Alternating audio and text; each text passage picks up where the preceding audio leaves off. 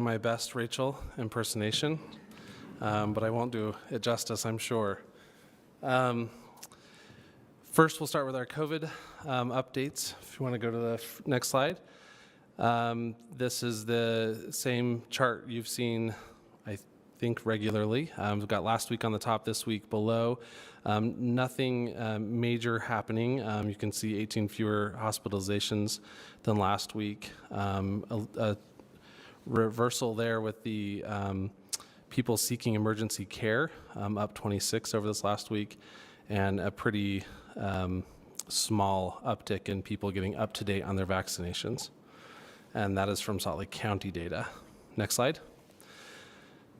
Mostly the same on the highest up-to-date coverage by zip code, with 84103 dropping out of the top 5 and 84105 joining.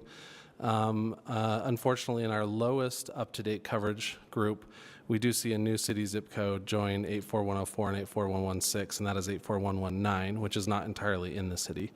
But that those are the numbers that will increase as new vaccinations or new boosters are required. Those numbers might go down. So that's where we're at on that. Not a lot of changes, however. Next slide. This is just, Rachel had this in before. This is information on the wastewater surveillance. One of the best ways that we can assess incoming trends on COVID data is assessing the wastewater. There's a national wastewater surveillance system that does that. Next slide. And unfortunately, Salt Lake City does join the trend going upward with our wastewater. There was no trend last time, but this time, along with a few other new areas within the state of Utah, we are starting to see an increased amount of COVID genetic material in the sewage samples that are taken. The trend shows a very slow increase. It is a trend, but it is slow. Last week it was measured at 31 million gene copies per person per day, and this week we are at 39. Just for some comparison, those numbers are still very low overall. We've seen peaks as high as 4,400. So those are still small numbers, even though the trend is not in the direction we'd want it to go. The U.S. trend is upward, but it's mostly fueled right now by the Northeast and most recently in the Midwest. But while trends are going up, the actual daily cases remain quite low, and hospitalizations remain low, and deaths continue to decline. So still positive numbers, but the trend is not great. The next slide, you can see the basically the red dots on there are areas of increasing trends within the sewage data that is found. So you can see on the left of last week to the right, if you're looking at it very simplistically, just there's more red. And that lets you know that it's not trending in the right direction. The next slide also sort of does a similar, shows the similar idea of a very small trend line going upward. You can see on that top chart there. This is just all the same data in different ways. Another interesting change in policy, the TSA is no longer enforcing its policies requiring masks being used at the airport or on planes. It continues to recommend people wear masks in indoor public transportation settings. Bill Wyatt has sent out the airport on an announcement on this. Salt Lake City International is aware of the changes to enforce the mask mandate, or to not enforce the mask mandate. The airport will continue to provide masks to those requesting them and suggest passengers continue to wear masks as recommended by the CDC. So that's where that is there. So that's the COVID update. Is there any questions for that? Does not look like there's any questions. Thank you, Wesson.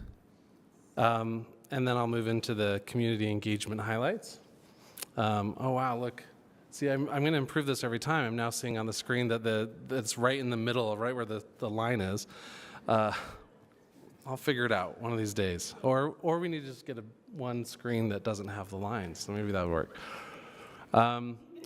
www.slc.gov/feedback is the right place to go if you would like to engage with the city regularly, and we always recommend people head there. Next slide, transportation update. 1300 East Reconstruction engagement continues. There will be an open house at Highland Park Elementary, Wednesday, April 20th from 5 to 7 p.m. 1100 East Reconstruction also continues with a meeting with the Elko Community Council meeting Thursday, April 21st. There's also some canvassing that's going to be done in the corridor of 2700 South for some restriping that is taking place there. That'll begin today. Next slide. Can I ask a question? Oh, yeah. Just on the 2700 restriping, is that on the road that we just redid? Yes. So Yeah. 13th and above? I believe so, because it's right after the resurfacing is when they come in with the restriping. Okay, thanks. Sustainability has some updates as well. They're doing some engagement with the Community Renewable Energy Program, sending out a survey from Y2 Analytics that's going to be mailed to residents, it was mailed last week. The Resident Food Equity Advisor Program has their second cohort kicking off the first meeting April 21st, so later this month. There is some work being done on waste rate increases, which is the second of several planned rate increases. Rates are based on the size of one's garbage container. Recycling, compost, and call-to-haul services are included in this and not charged separately. They're going to be putting together a mailer that will get to mailboxes the first part of May. And they're going to be updating their website as well. Sustainability presents to you all on May 24th. There is a electric vehicle ordinance that's being explored. 45-day public comment period is being opened soon, or it is open, and a mailer is being sent out, or notices are being sent out to community councils for that process, and then it goes to Planning Commission, and then to you all. The last thing on there, the Master Recycler Program. The Sustainability Department intensive course for residents kicked off last week, April 13th. 19 residents are attending special courses, tours, and workshops, that they are planning over the next 2 months. The goal of this is to help some resident leaders become experts on recycling, become better environmental stewards, and help the community reduce contamination in our recycling. And the last slide for engagement is the Love Your Block team. They are regularly engaging with stakeholders. They're right now trying to drum up some support and excitement around the first round of applications for the first bit of funding that is coming through Love Your Block. So they are out doing that actively right now. And that is all of the updates on engagement. Thank you very much, Weston. Appreciate it. And Andrew. Andrew? Mr. Chair, I have one other Yes, question. go ahead. Sorry. Hold, please. The community engagement thing for the 1300 reconstruction at Highland that's happening tomorrow? For 1300 East reconstruction? Yeah, Will that be virtual at all? I'll be out of town, but I would like to be able to. I can. I did not get information about virtual attendance. Let me see if I can find that for you while Andrew's speaking, and I'll get you an answer. Okay, awesome. Thank you. Yep. Andrew? Okay.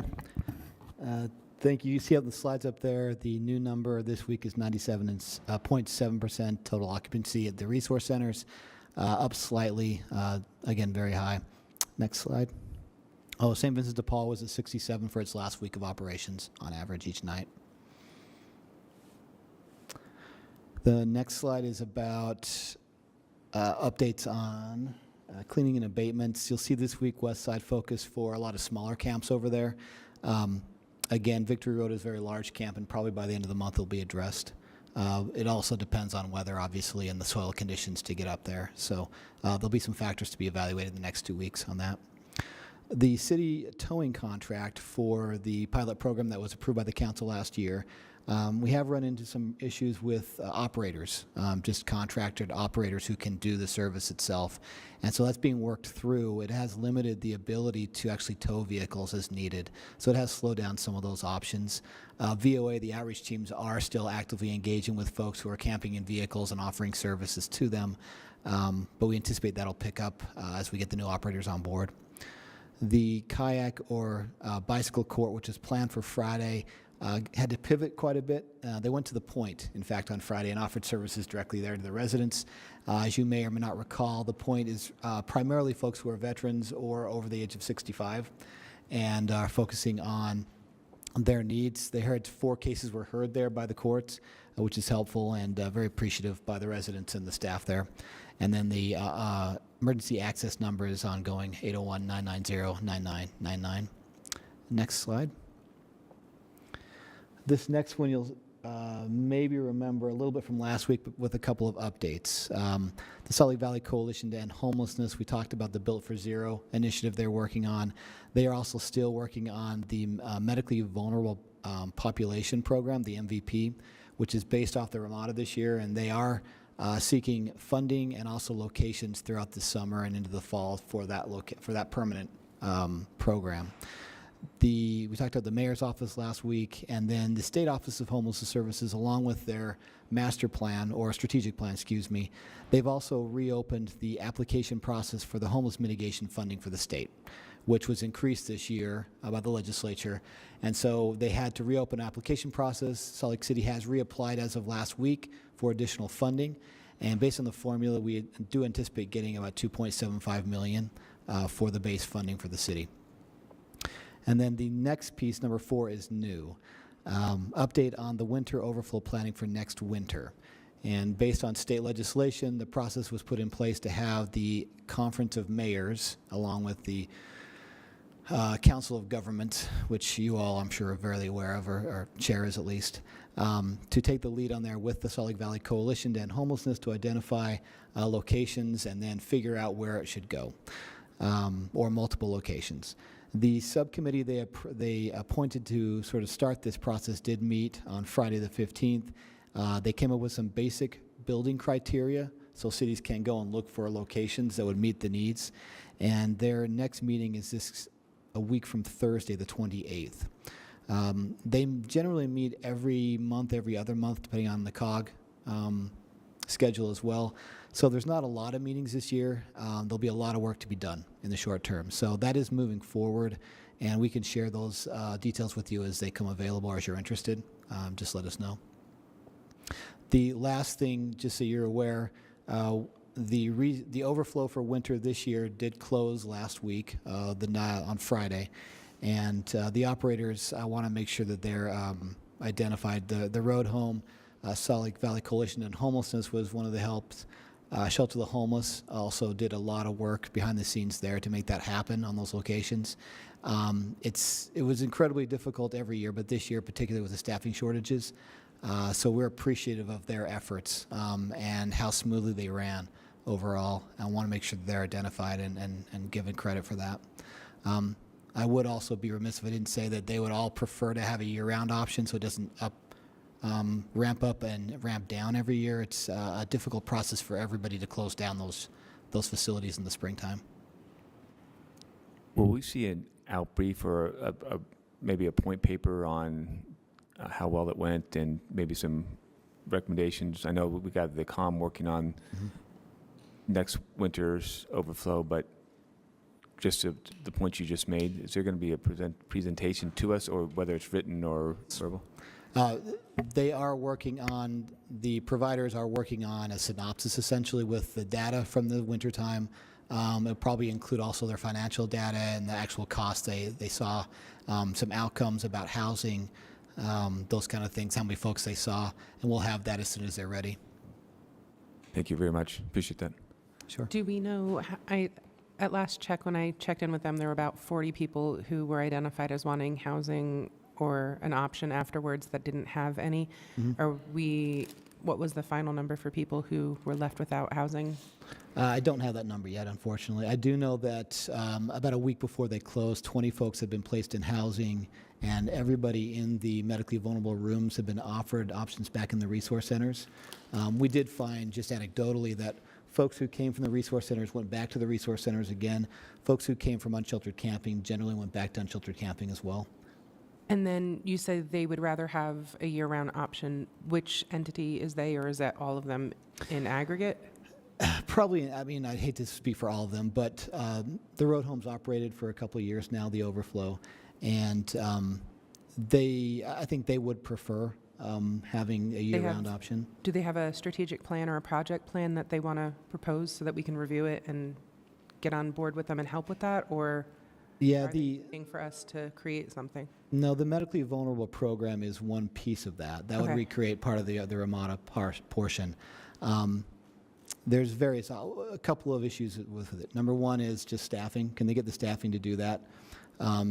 Second one is funding. Generally, the state's used surplus funds, or in the last 2 years, a lot of COVID funds to operate the overflows in the wintertime. That may or may not be available after September this year, based on federal mandates and the sunset provision. And then the third piece, obviously, is location and finding partners in cities to do that. So the COM process this year will be a good template for that, even though that's focused only on temporary. If that process is fruitful and there's some good relationships built, it could lay the groundwork. If you deem it appropriate, I would be interested in a small group with them about that particular thing to kind of help orient us as to what we're doing with our shelter ordinance, and make sure that it informs our decisions. Sure. Mr. Chair.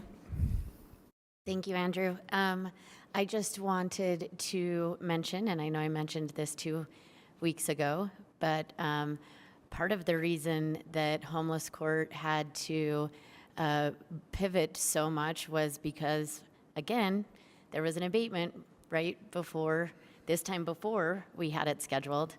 And I brought this concern up last time, and I'm bringing it up again, that it is very difficult to offer the services and provide the resources that we are trying to provide when we are not having the trust from the community, because they think that we're the ones that are coming out and making it known of their camps, which of course that's not what we're trying to do in the services and the resources that we're trying to provide. And I understand safety issues, I understand health concern issues, but the lack of coordination of being able to do this in a way that others of us that are providing services are not having our relationships with the clients compromised would be very helpful. And it's incredibly disheartening to me to see that we are out there doing this other type of work that it needs to be done so that people can qualify for housing, so people can qualify for other types of resources. And we can't do it because there is an abatement and then people don't trust us. And that's what happened. We were supposed to do Victory Road, and we pivoted, and I am frustrated by that. And I'm certainly not saying this is your fault, Andrew, or that you have control over it, because I know that you don't. But if there is some way that I can, or somewhere that if I could voice this and have a conversation, then I'm happy to do that. I will say that I was at the point, and we were able to talk to, I think we did help 4 people, but there were several people that we at least had conversations with. And it was my first time at the point, and I have to say that I was impressed. So I know that was a little bit of a worry for many of us when it was an overflow shelter, and then they did kind of seem to have some management problems in the beginning, but I spoke with their current director, and she was great, and the clientele was very positive about their experiences there. And so these are 2 separate things, but I did want to say that I went to, there's the frustration part, and then the yay, this was something that is going very well, and that I think the populations that we were intending to focus on are getting some real needs met and some resources provided. So that gives me some bright light and bright hope there. Thank you, Councilmember. I did indeed intend to follow up on our conversation 2 weeks ago, the interaction. We have spoken, Michelle Hoon is here and her team, and the health department, they coordinate together with police department, sustainability, other folks, in planning out abatements. And the resource fairs, the high utilizer or homeless corridor outreach are scheduled sort of sequentially during the month, each Friday. The abatements are generally focused on highest need based on various criteria. Sometimes they do tend to overlap, which I think you're expressing a concern about. Sometimes they don't necessarily, but we do find that in looking at other cities, a lot of the effort at engagement and continual engagement is over a period of time with camps. So from the local perspective, oftentimes an abatement will be focused on the largest camps or largest impact camps. It's also probably where you want the most resources put as well at the same time, so it does unfortunately do that.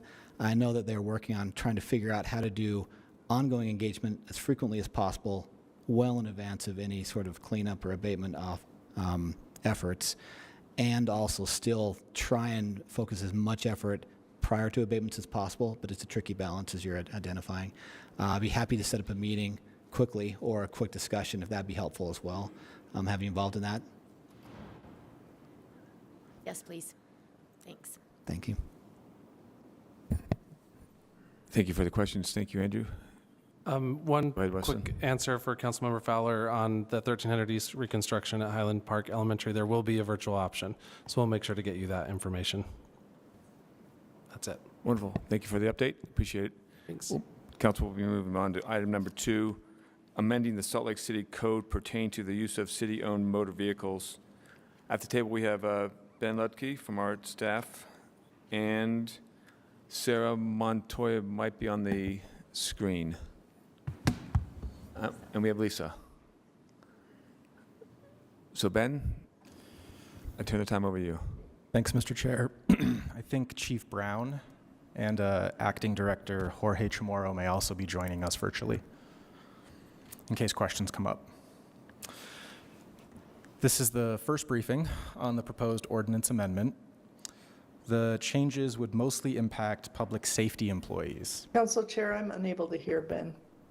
You're unable to hear Ben? Okay. Yeah. Oh, Testing. Lisa, hi. Okay, there we go. Getting the thumbs up. This is the first briefing. The proposed changes would mostly impact public safety employees, so police officers and some firefighters. While take-home vehicles are not part of the city's compensation and benefits package, the changes could put the city in a more competitive position for retaining public safety employees, as well as hiring more in order to reach full staffing. The changes would also result in greater use of city-owned vehicles. This means that the general fund would be providing a greater subsidy for those additional miles traveled. And as a result, departments would be paying more in fuel, and the fleet fund would also need to pay more for maintenance, repairs, and replacement of vehicles sooner than would otherwise occur. The ordinance amendments also make several housekeeping changes. Some of these are just cleanups, and some of them are to bring city code in line with state law. Perhaps the biggest change is expanding the distance limit that an employee can take the vehicle outside of city limits. The current ordinance is 35 miles away from city limits, and this would be expanded to 60 miles, so almost doubling. The 60 limit threshold was selected because it's believed to include all primary residences for current police officers that work for the city. Now, departments pay the fleet division for the fuel that these vehicles use. So as the longer distance means more miles traveled, that means the departments will be paying more in those fuel billings to the fleet division. The faster wear and tear also means more damage to the vehicles, and the life of the vehicle will be shorter. So instead of a vehicle needing to be replaced, say, every 6 or 7 years, which is a typical best practice, it could be a half year or a year sooner than our current schedules would predict. This leads to 2 policy questions. The first is this balancing test between the hiring and the operational readiness goals of the city and the budget constraints that the general fund has to operate within. So the question is, to what extent the proposed ordinance achieves those competing goals of reaching full staffing of public safety employees while also making sure that we're fully funding the maintenance and replacement of vehicles so that they are safe and ready when they are needed. The other policy question is, if the council supports these ordinance changes, if you'd like to ask the administration to include additional funding in the next annual budget for that faster schedule of maintenance and replacement of the vehicles. Some other highlights in the ordinance changes are what is allowable personal use. So I mentioned the distance being increased from 35 miles to 60 miles, but there are also changes to what is an allowable personal use. The current ordinance says that an employee that lives outside of the city can use the vehicle within Salt Lake County and their home county.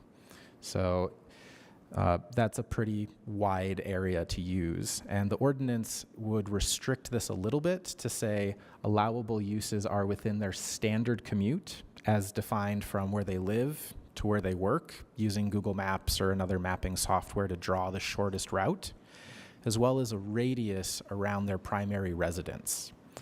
Now, what that exact radius would be and how far away from that standard commute it could be is not set in ordinance.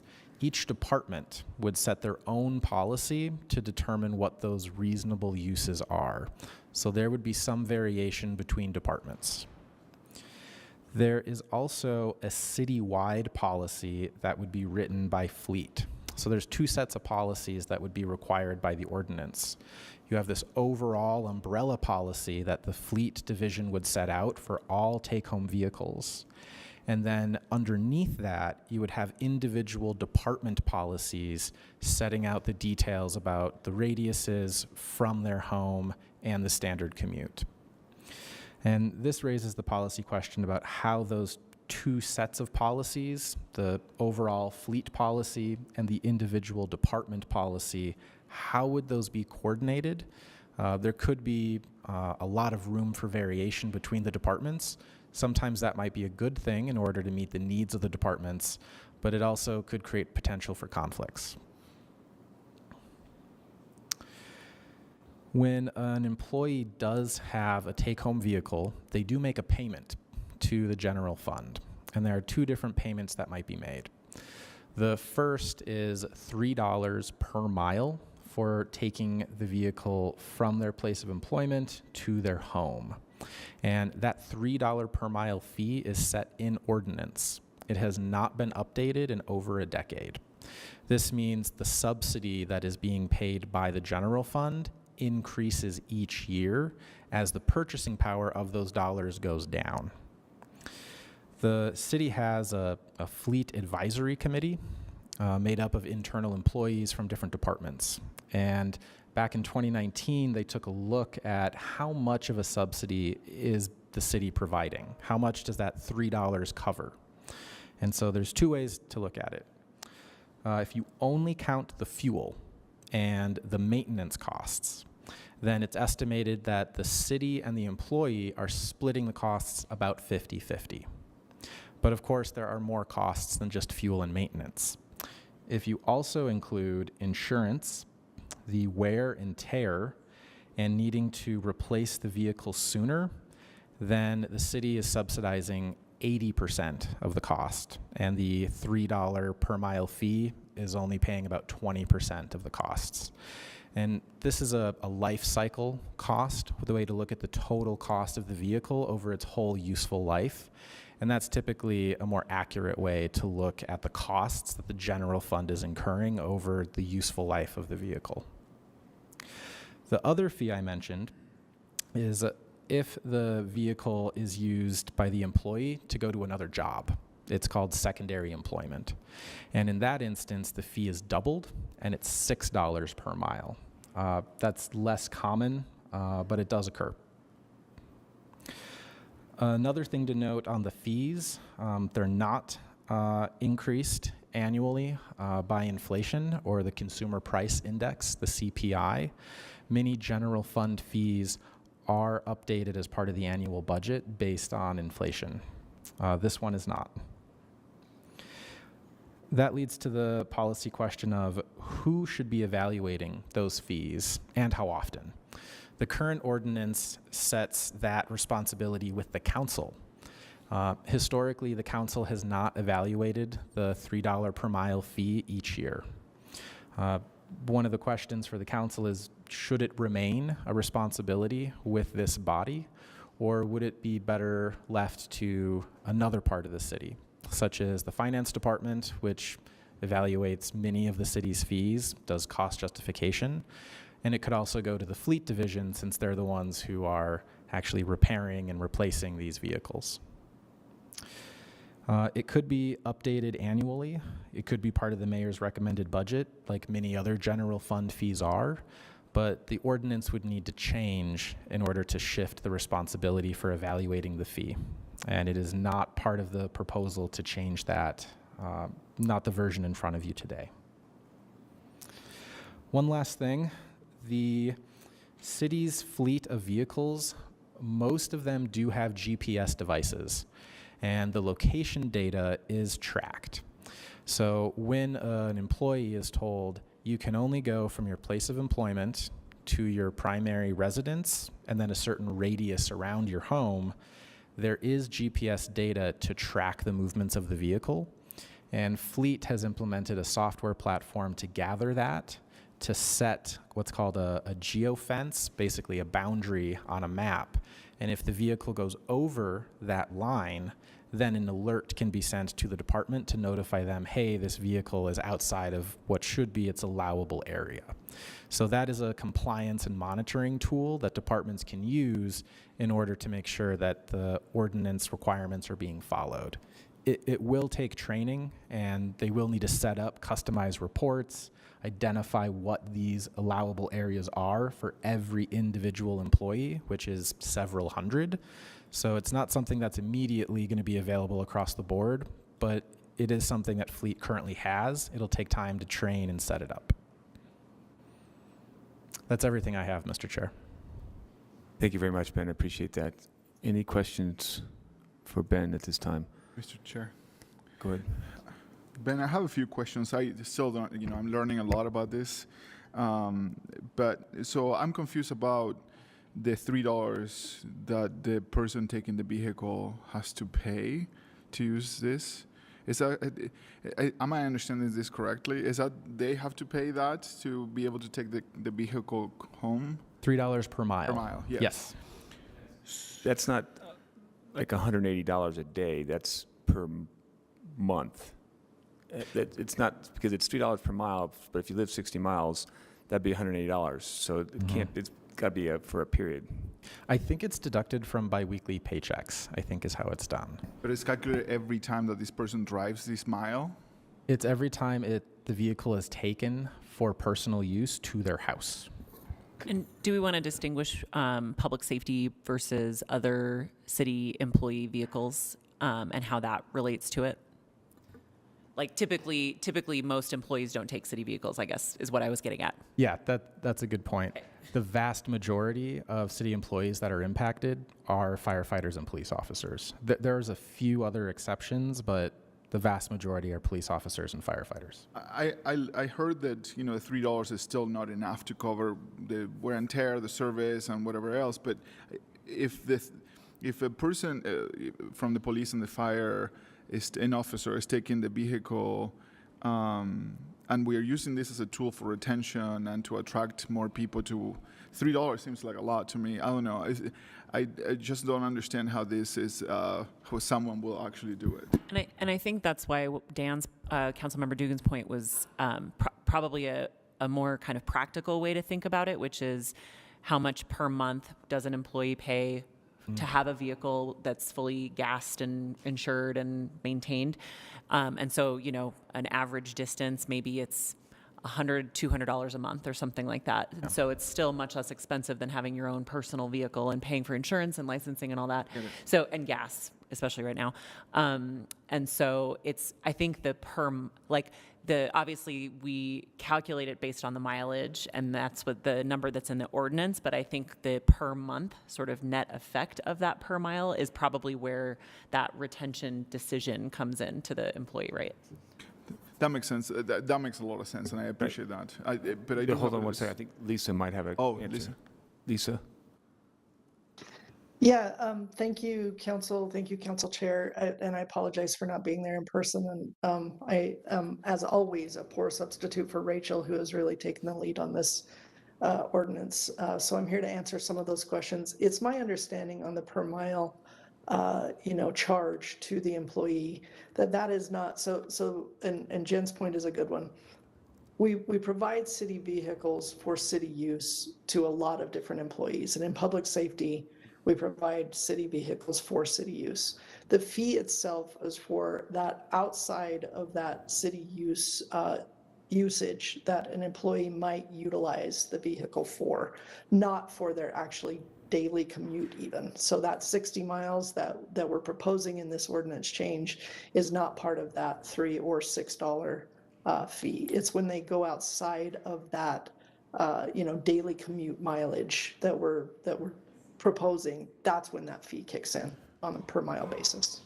I know, and I think I understand that. I understand that it's not while they're doing their work for the city we're charging them that because that would be silly. But I'm still like puzzled by the increase. I know that obviously costs is increase, and we have inflation, and gas is crazy these days.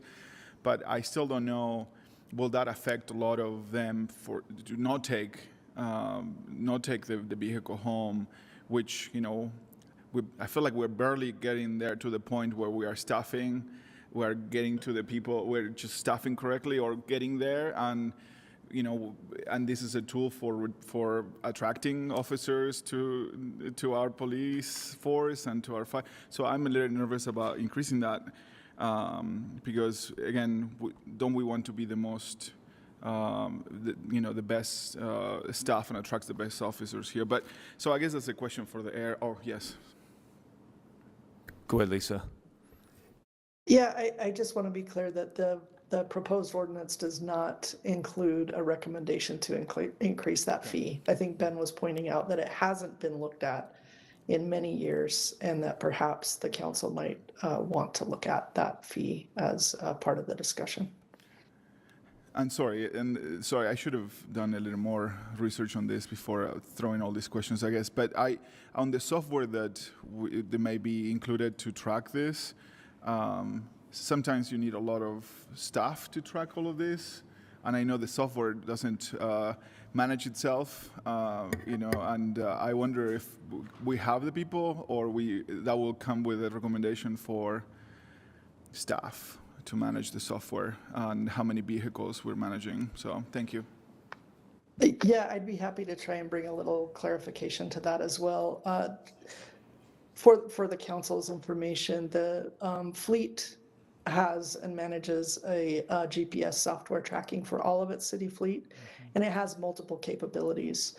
To be very clear though, there's not staff that sits there and watches, any kind of geofencing kind of situation.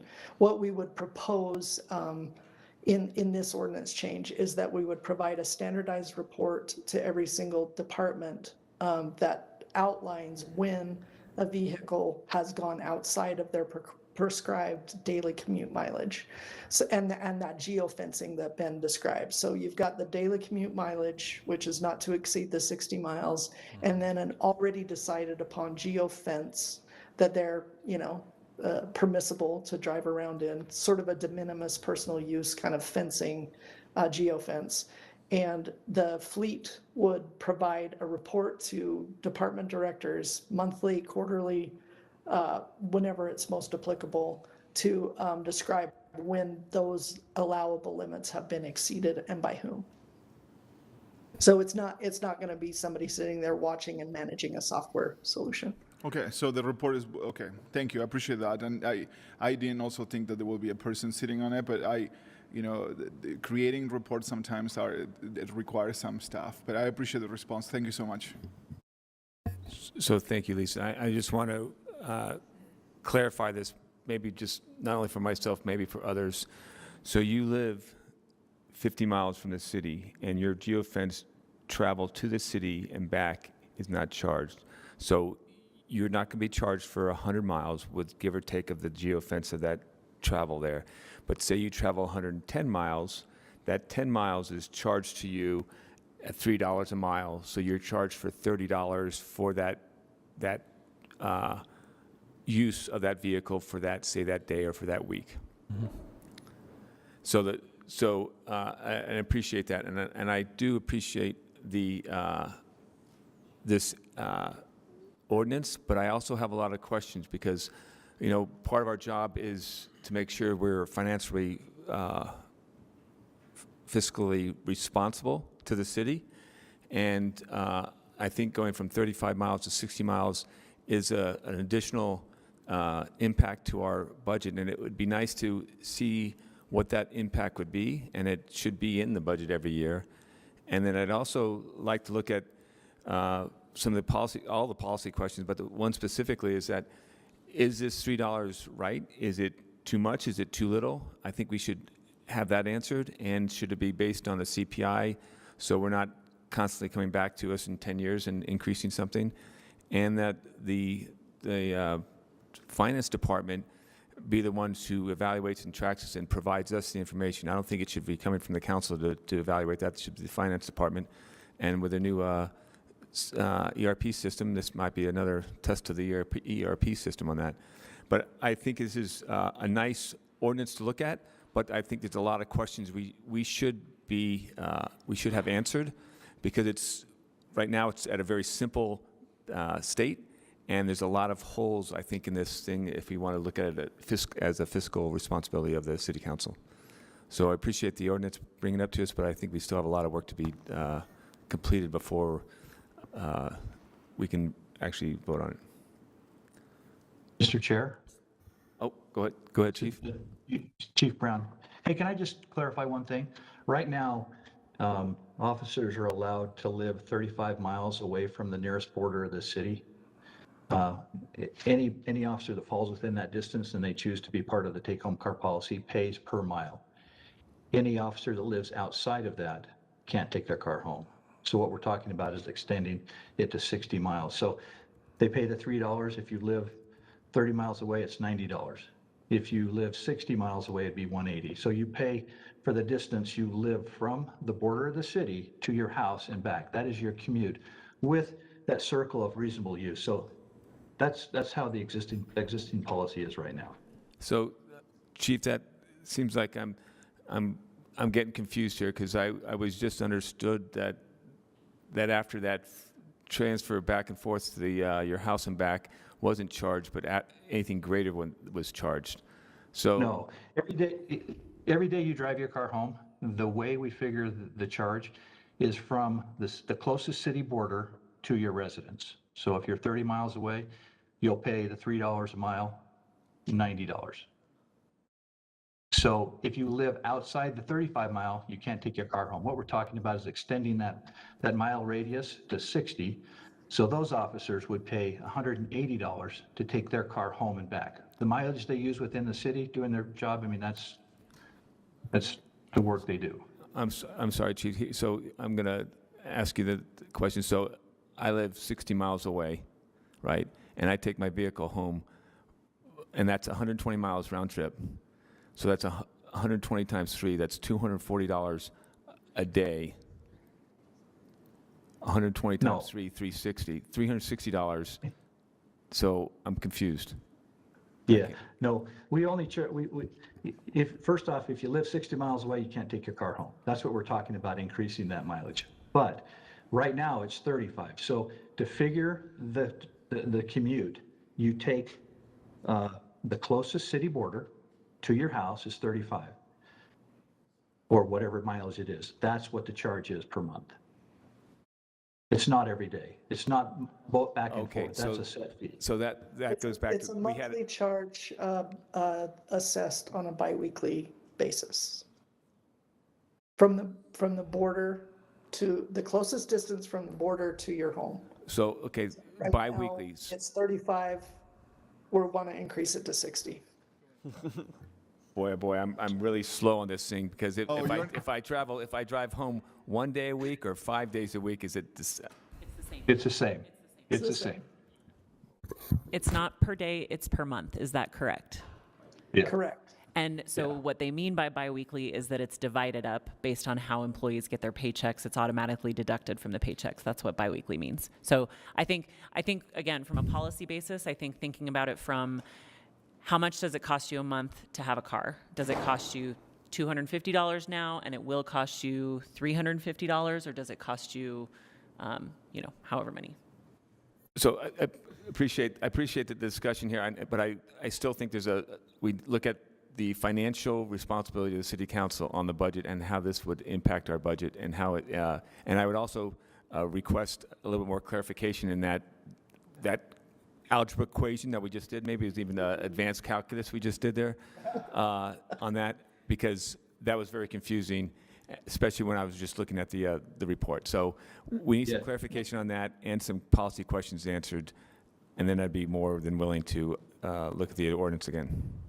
Yeah, Mr. Chair and Council, I'd love to work with Mr. Ledke. We can put something together for you that would be a lot more easier to understand. And can I also add, and I appreciate Ben's staff report as usual, and I don't know, Ben, if you're still serving on the fleet committee, but his insight into this issue is extensive. It's a big deal. So I would like to say that the mayor's recommended budget has worked with the fleet division and public services generally to accommodate the increased wear and tear. And you'll see that as part of the mayor's budget proposal. They are prepared to talk about how they have accommodated the request. Thank you, Lisa. And I just want to make clear, I'm all in favor of adjusting the ordinance. I just need some answers to make that right decision. Thank you. We'll be moving on to item number 3. Mr. Chair, I had a Oh, question. sorry. And so do I. Okay, sorry. Thanks. So I'm, I don't want this to be offensive or ignorant in any way, but I am still kind of not understanding. I can see why it would be a lot more convenient to commute from if I was an officer, for example, to commute from my home and to take the car, to take one of our police cars home. But I am not entirely convinced that this policy change is necessary. So can you help me understand why it is? What does adding this 25 miles do that makes such a difference? And I assume that there is a reason why it makes such a difference. I just don't know what it is. So can you help me understand why that would have such a huge impact on the total compensation that we offer our police officers, for example? Council member, I'd like to take a stab at that, and I know that the chief probably has something he'd like to say about it. But at the time that we wrote this ordinance and tried to get it transmitted, we believed that the 35-mile radius was excluding several officers from this discussion. And that by expanding it to 60, it would accommodate everybody's primary residence within that distance. I think since then we might have 1 or 2 that have come on board that maybe fall outside even of that 60-mile radius, and we're talking about ways to accommodate this. But keep in mind, this ordinance is about providing transportation to members of our city family who, the nature of their work requires them to immediately respond to certain situations, whether it's an emergency situation, a police situation, or a fire situation. And having that ability to quickly respond is pretty important. And I also would say that, and it wasn't mentioned in the staff report, or maybe it was, or I didn't hear Ben say it, but we require them to have a city uniform in the vehicle at all times for that express purpose. So there isn't confusion about them using the vehicle for personal use, and that they can quickly respond if need be to any situation inside the city limits, even if they live 60 miles away. Okay, so, and I'm guessing just for administrative reasons, the reason why we need to just expand the limit to 65 or to 60 miles, as opposed to just saying, this is the policy if you're within 35 miles. If you're outside of 35 miles, this, we have a different policy or a different way to calculate that.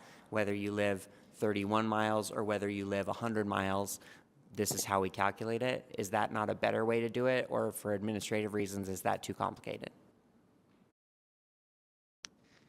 I'm not sure I fully understand the alternate way. Well, Council member, I'd love to talk to you about it, but I think that the idea is that we need one kind of uniform policy on how we administer the benefit, because it is, and it's actually a benefit to the city as well, right? So how we administer the benefit uniformly is pretty important, so that we're not doing one-off calculations for every single employee.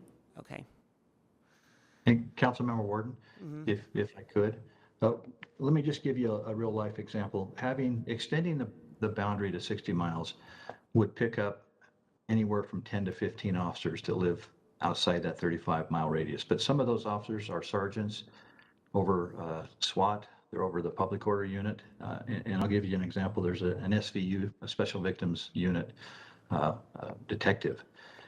She can't take her car home, yet she's on callback and subject to call out. And so in talking to her before this meeting, she said last summer she was driving her own car to and from work on call out work at least 3 times a week, 2 to 3 times a week, which was costing her a lot. Also, she has to come to the police station to get her car and then get whatever gear and then go to the scene. She was telling me about a kidnapping that it took her it was an Amber Alert kidnapping, that it took her an additional 20 minutes to get to the scene.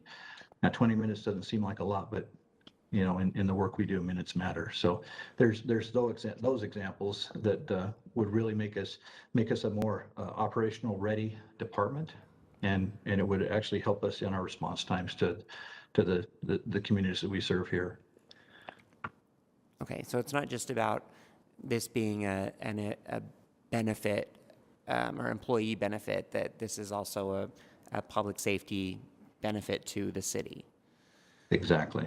Yeah, now these officers would pay more because they live further away. Sure. But there are some people that would provide very valuable services to the city that we'd love to have them take their car and their equipment home and be ready to come back and at a moment's notice. Okay, thank you. Councilmember Fowler. Thank you.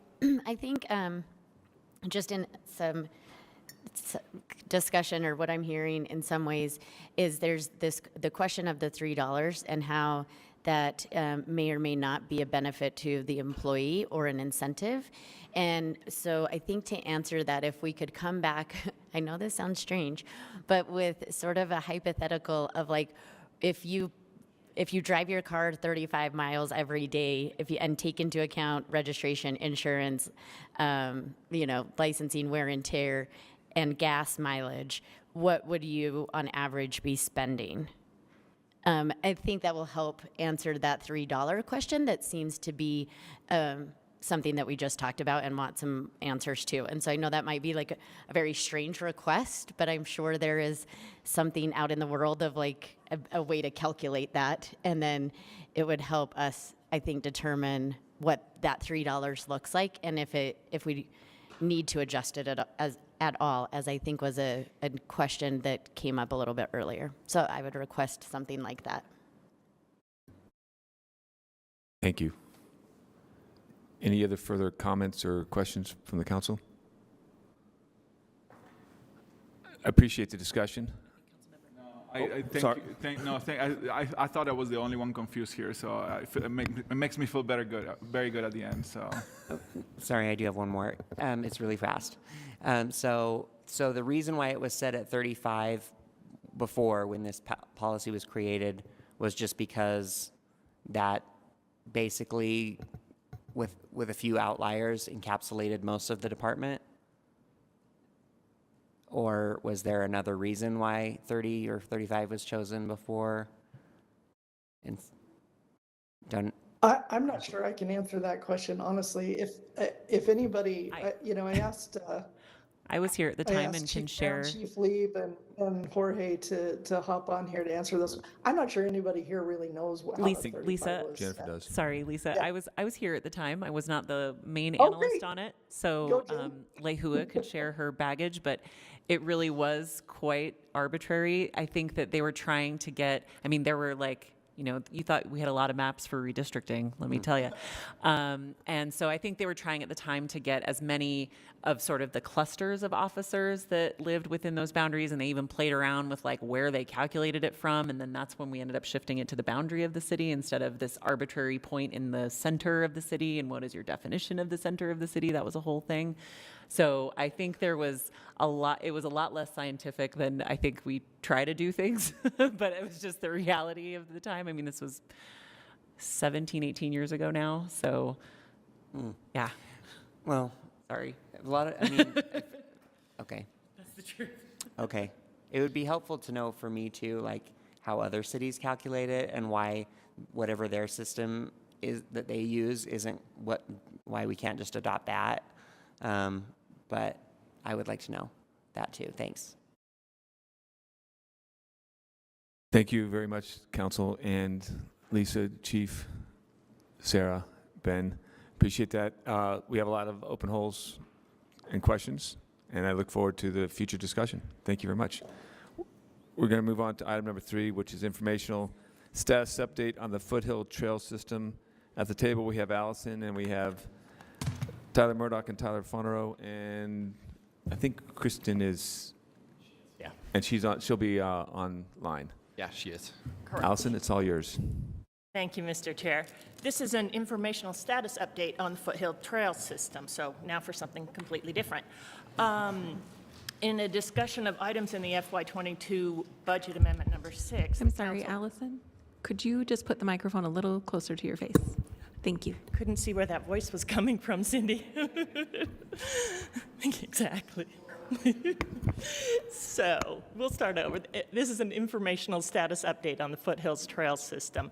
In a discussion of items on FY22 budget amendment number 6, the council requested a status update on the Foothill Trail System, and it's related specifically to 2 items. One is a $1.3 million grant, which was awarded by the Utah Governor's Office of Economic Opportunity for the Bonneville Shoreline Trail, which of course is part of the city's Foothills Trail System. The other item is a council-added item to the budget amendment, which is for a rescope of the $1.3 million of parks impact fees, which is to be used as a match to the state's grant. And this total amount of money, the $2.6 million, would be used to construct to make 5 new Foothills trailheads. And the department will have more information on that if when you need it. Let me quickly just say one more thing about the council's options for this briefing. First, the council could schedule a vote on the 2 budget amendment number 6 items, those 2 I just mentioned, which would allow the department to proceed with planning, design, and community engagement for trailheads. That's all, just planning, design, and community engagement. The other option, and these are not mutually exclusive, is to approve the department's recommendations, which were in the transmittal, for some other additional next steps. Those are listed in section E of your staff report. The first is to add a no construction clause to the planning, design, community engagement for the 5 Foothill trailheads until the conditional appropriations set out in the FY22 budget are met. The second is to approve the request to continue the pause on trail construction until spring 2023. Another is to approve maintenance work to rehabilitate the trench above Terrace Hills. And the fourth would be to approve maintenance of the constructed trail network starting in spring 2022. So those are all considerations for the council. And I'm not sure if the Tylers have a presentation they would like to do, or would just like to answer questions. Yeah, thank you, Allison. Yeah, I think it would be great if we could just do a quick introduction as well, because there have been some staffing changes since the last time that Public Lands was before council, specifically on this issue. And so I think with that, I have with me today Tyler Fonero, who is recently hired in a full-time position for Public Lands as our Recreational Trails Program Manager, which is a new position for Salt Lake City. We are really excited to have this position and appreciate the council support on funding that position. Tyler has been with the city for about 3 years in a part-time role, been taking on a lot of responsibility in that part-time role, and we're happy to have that increased capacity. Tyler has a lot of experience in public lands recreation, administration, and communication, and will be the point for public lands on all things Foothill Trails related.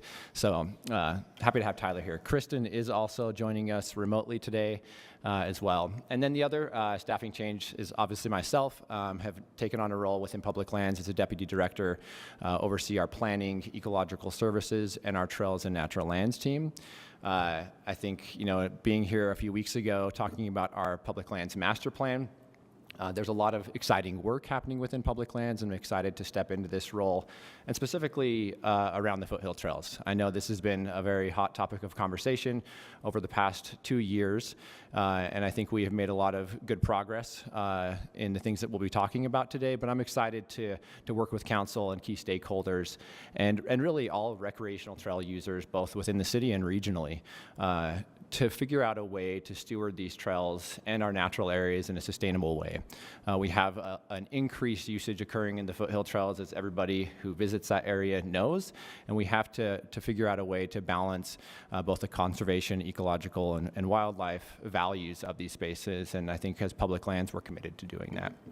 So with that, I'm going to now let Tyler take the lead on providing a quick overview of the written briefing that you all received on March 18th, and then we're happy to answer any follow-up questions to that. Thanks, Tyler. First and foremost, thanks for the opportunity to meet with you all today. When planning our setting goals for 2022, really, it's not trying to be cute, but it was really building trust, not trails, was the theme here. The community was clearly some members of the community were let down, and we wanted to make sure that people knew that we were coming from a place of competence as in the Public Lands Department. So, as Tyler had mentioned, the balancing of conservation of lands and the demand and the need for public recreation was at the forefront.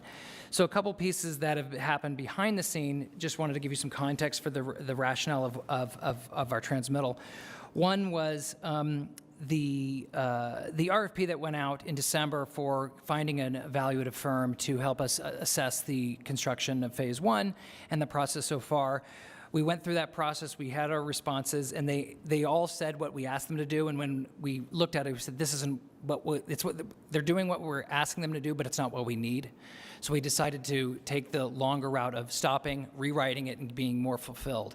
So we weren't just appeasing the public to say that we're building trust, but actually to get the job done right. So that's why we've had a second round with the RFP, and we rewrote it. We're feeling really confident in it. Already gotten a lot of positive feedback for that. So that was part of the trust piece, is that we're actually looking for important critical feedback for the trails plan and the construction that we've done. The second piece in the trails, in the transmittal, that I think that we felt is a really important statement is saying that we made a mistake and we trenched this existing trail that we shouldn't have, and getting back there and rehabilitating that space. That was probably the straw that broke the camel's back with some of the very upset residents.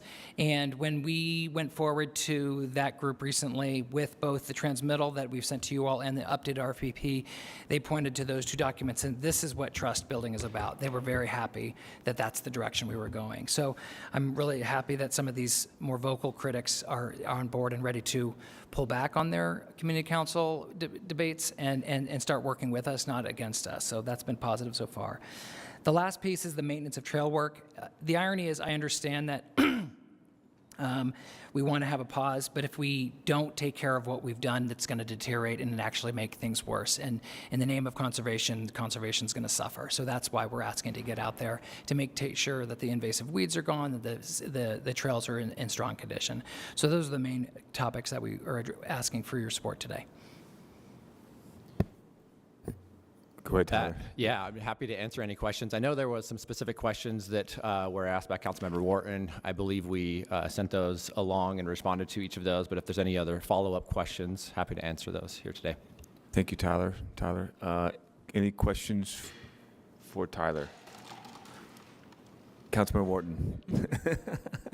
I was hoping you could talk about some of those questions for the benefit of the public, like specifically, well, to start out with, where the RFP process is, when you anticipate that that selection will be made, how the selection will be made, and what comes next. What's the timeline after that?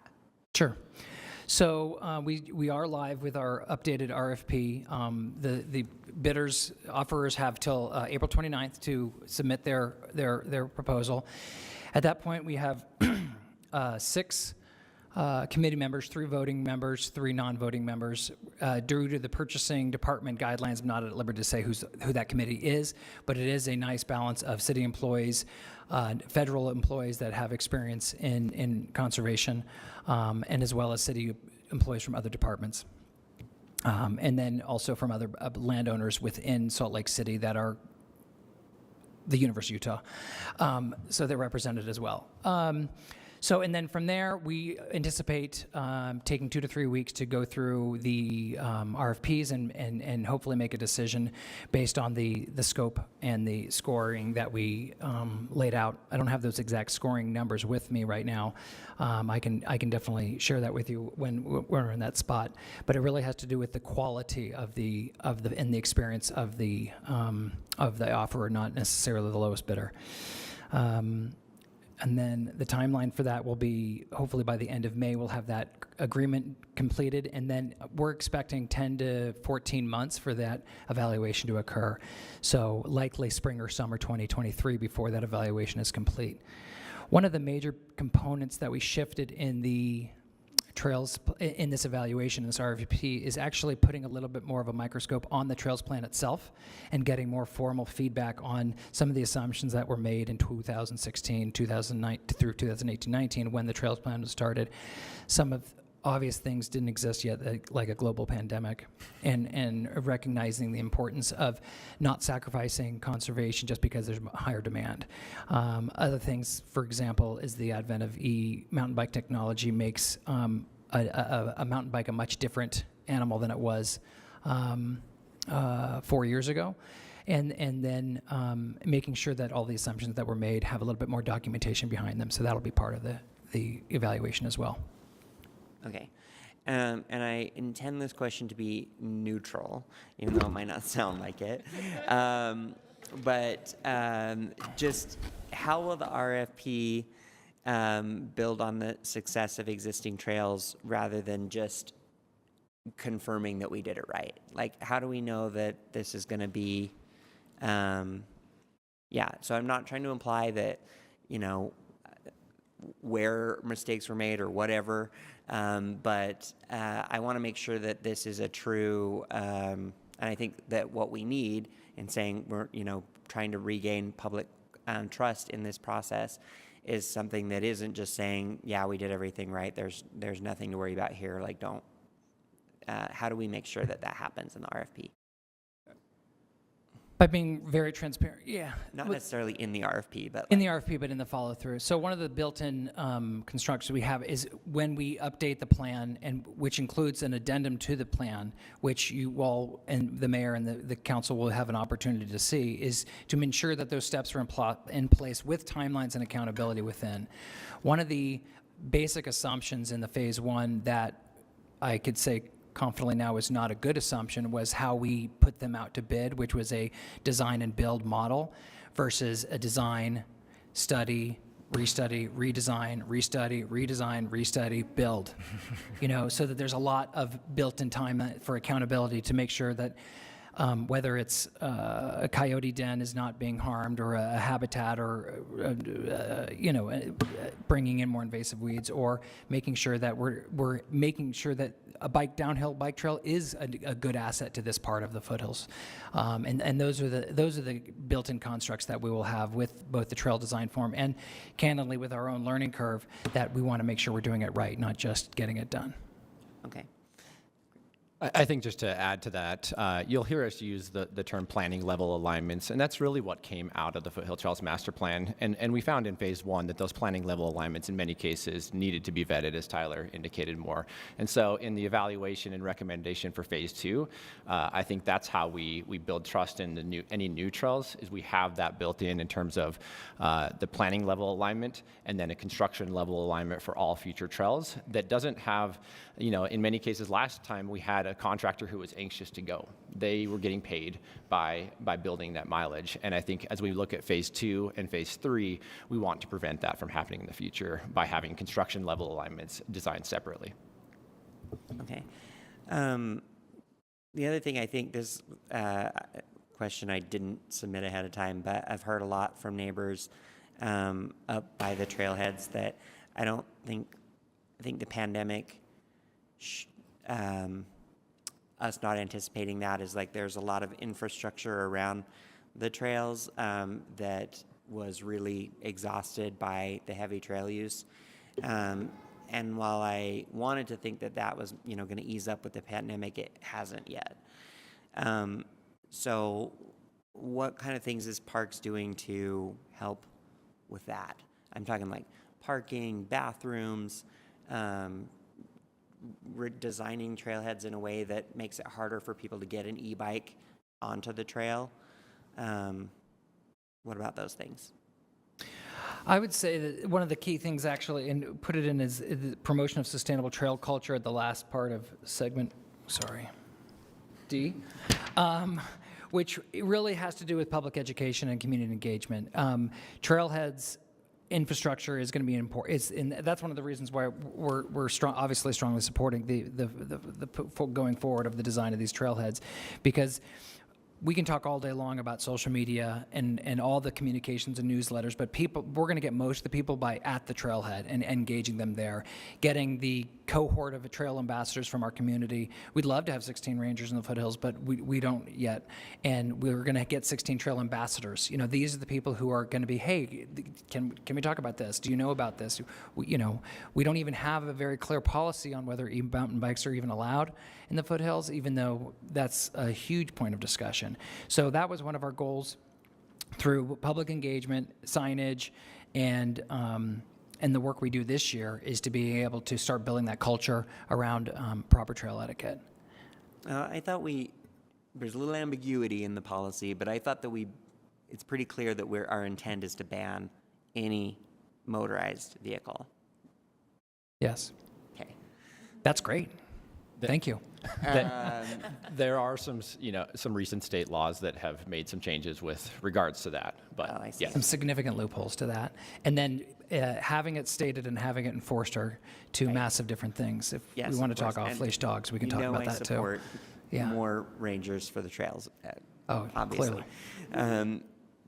So the last question I want to ask is that I have a lot of residents on both sides of the issue. A lot of residents were disappointed by the pause, and this is going to be a longer pause than, I think this is the third extension to the pause. What else? What do we tell them? Yeah, I mean, what I would say is that, a lot of these trails have been there for hundreds, over 100 years. and have been there for generations, and we want to build the kind of trails that are going to last for the next 100 years and for the next generations. And if we have to take an extra year or two to do that, that's worth the while. But is there anything that you would add? I would add that the third consultant or the third evaluation that we're doing over during the pause is the communications one. And Tyler alluded to the planning level alignments. There's a lot of great stuff in that trails plan, but there's a lot of information that could easily be misunderstood. For example, you see a picture of a trail in a strategic plan, you're like, that's going to be a great trail, but it was never intended to be that way. So this investment in our communications is going to be a really important one, and how we communicate that this pause is, I'm actually very happy that the council and the mayor had the courage to create the pause. And the reason we're pausing is so we can get it done right, because if we don't, we're going to be having the same conversation and a much more painful and expensive one down the road. And so what I would say to the trail users who are disappointed about the extension of the pause, there's tons of preparation work we need to do. We need to be, we're already working with the University of Utah on land agreements, but we can't build on their property until we have alignment. So the pause was naturally occurring anyway, and I think that if the hunger is so great right now that just a little patience is going to go a long way, and they can please keep going to Corner Canyon and Park City.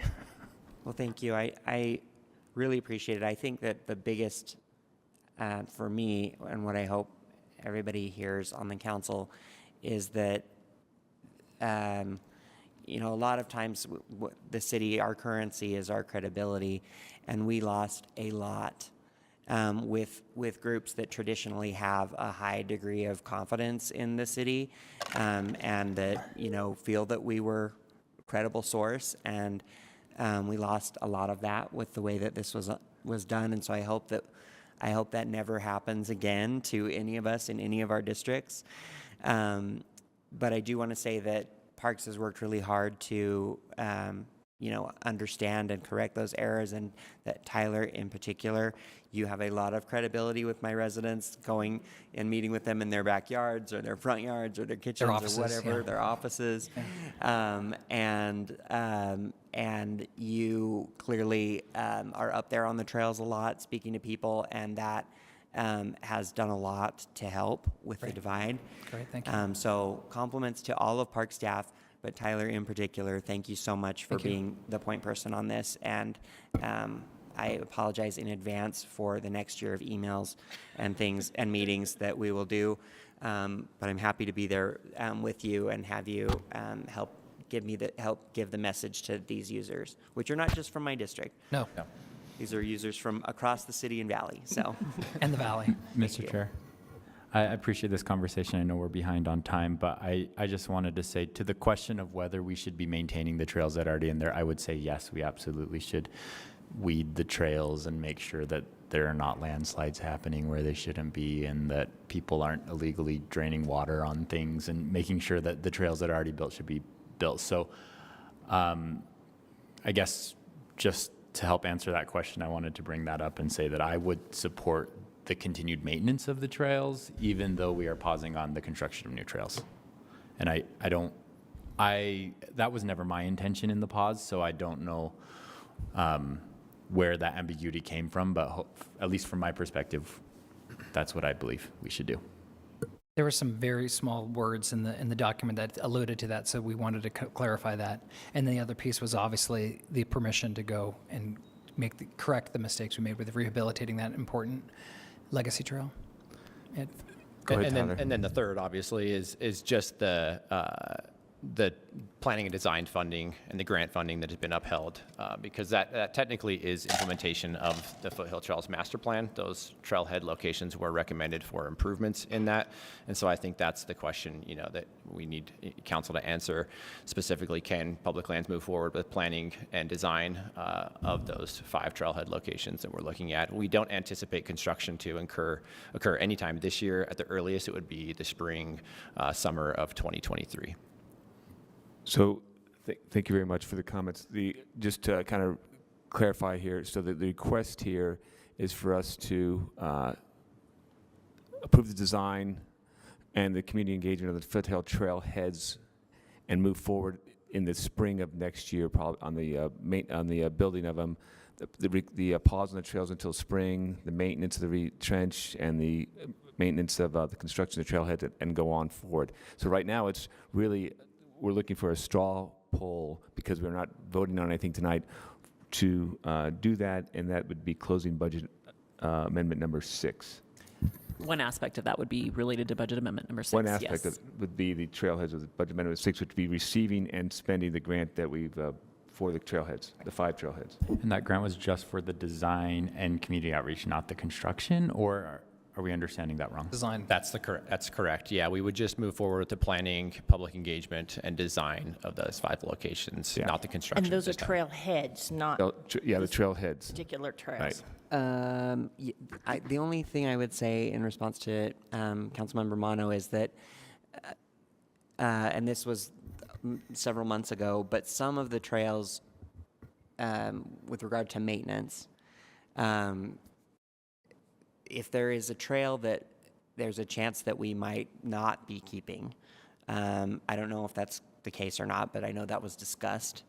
I wouldn't want to maintain a trail that we're not gonna, that we've decided was a mistake. Correct.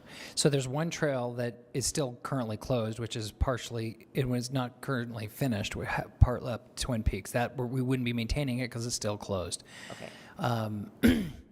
There are trails in Lower City Creek, for example, that have been very high concern of quality of construction, but if we don't do some maintenance, they're going to be a public safety concern. So for example, when a tree falls, if we don't clear that out, then people start making, it's little things like that, or doing a quote unquote sweep of a trail to make sure that we're not twisting ankles, things like that, but not doing maintenance in aligning the trail or repairing the trail.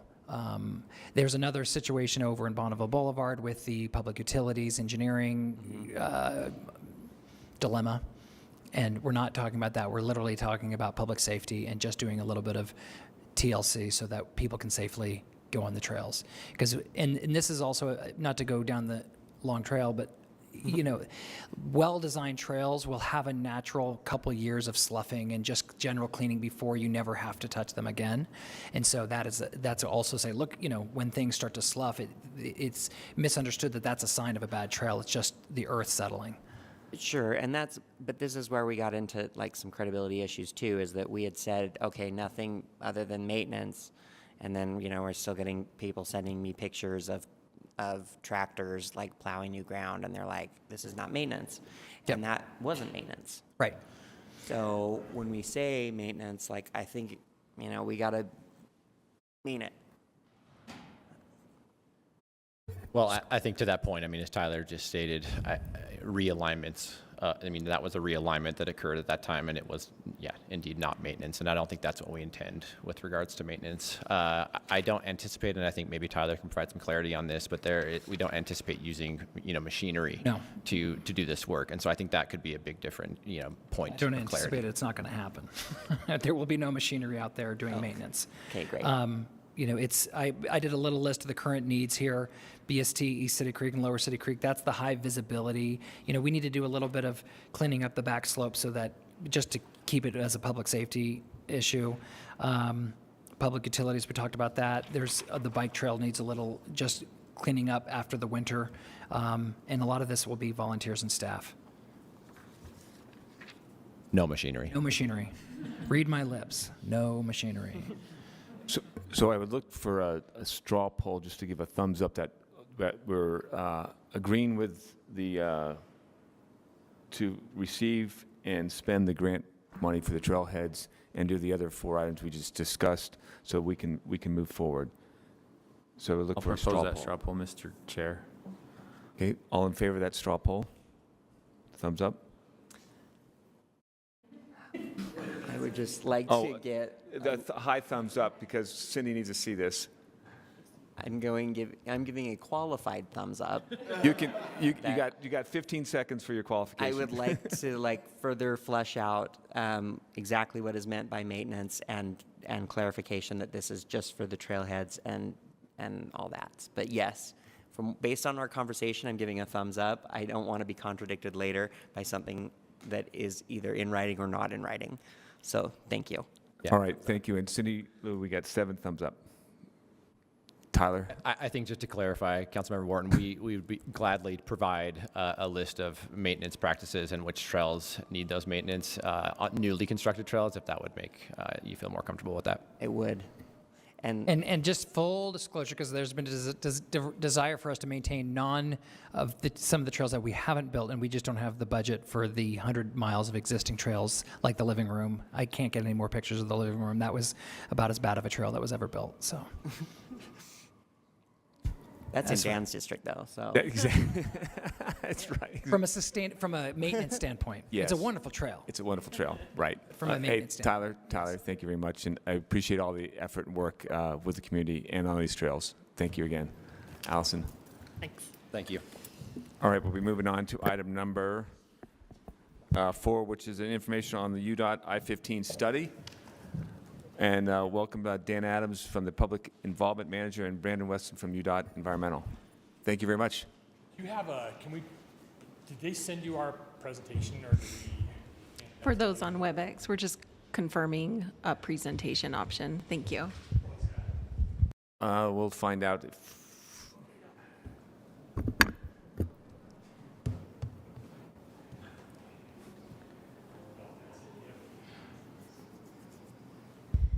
Thank you, Taylor.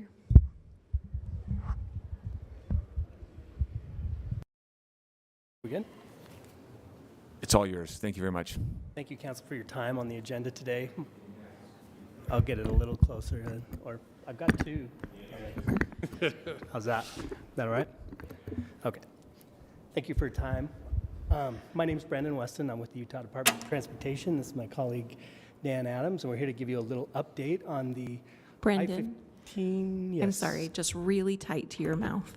Okay. Thank you. All We right. just have people online that can't hear unless you talk into the mic. Okay. Thank you. Thank you. Here to give an update on the I-15 EIS, the environmental impact statement that the Utah Department of Transportation is undertaking. So, do you run that? Next slide, please. Today, I just want to cover the purpose of the study and what we know so far, and then at the end, give you an update on what the opportunities for public feedback look like as part of the study. First off, let me give you some background on transportation planning in Utah and UDOT's process of identifying needs and developing potential solutions. I wanted to talk about Utah's quality of life framework.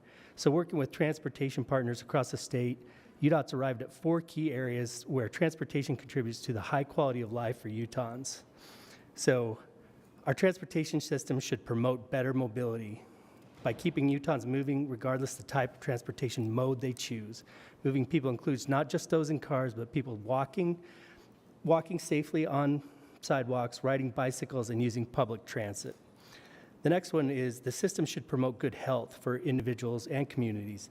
This includes providing options to get around, such as walking or biking. Also includes contributing to a better environment overall. We also want a system that better connects communities, helping people move between home and destinations to important places like jobs, education, and recreation areas. And of course, the transportation system is the backbone of a strong economy.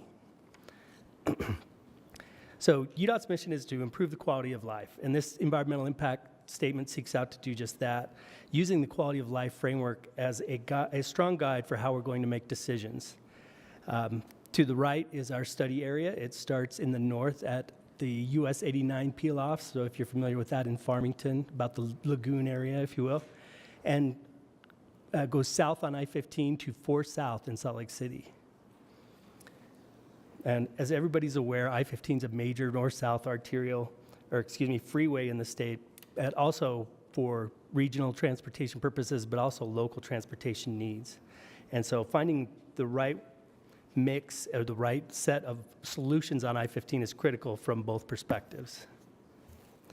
So in terms of the study process, this study will be governed by the NEPA process, the National Environmental Policy Act.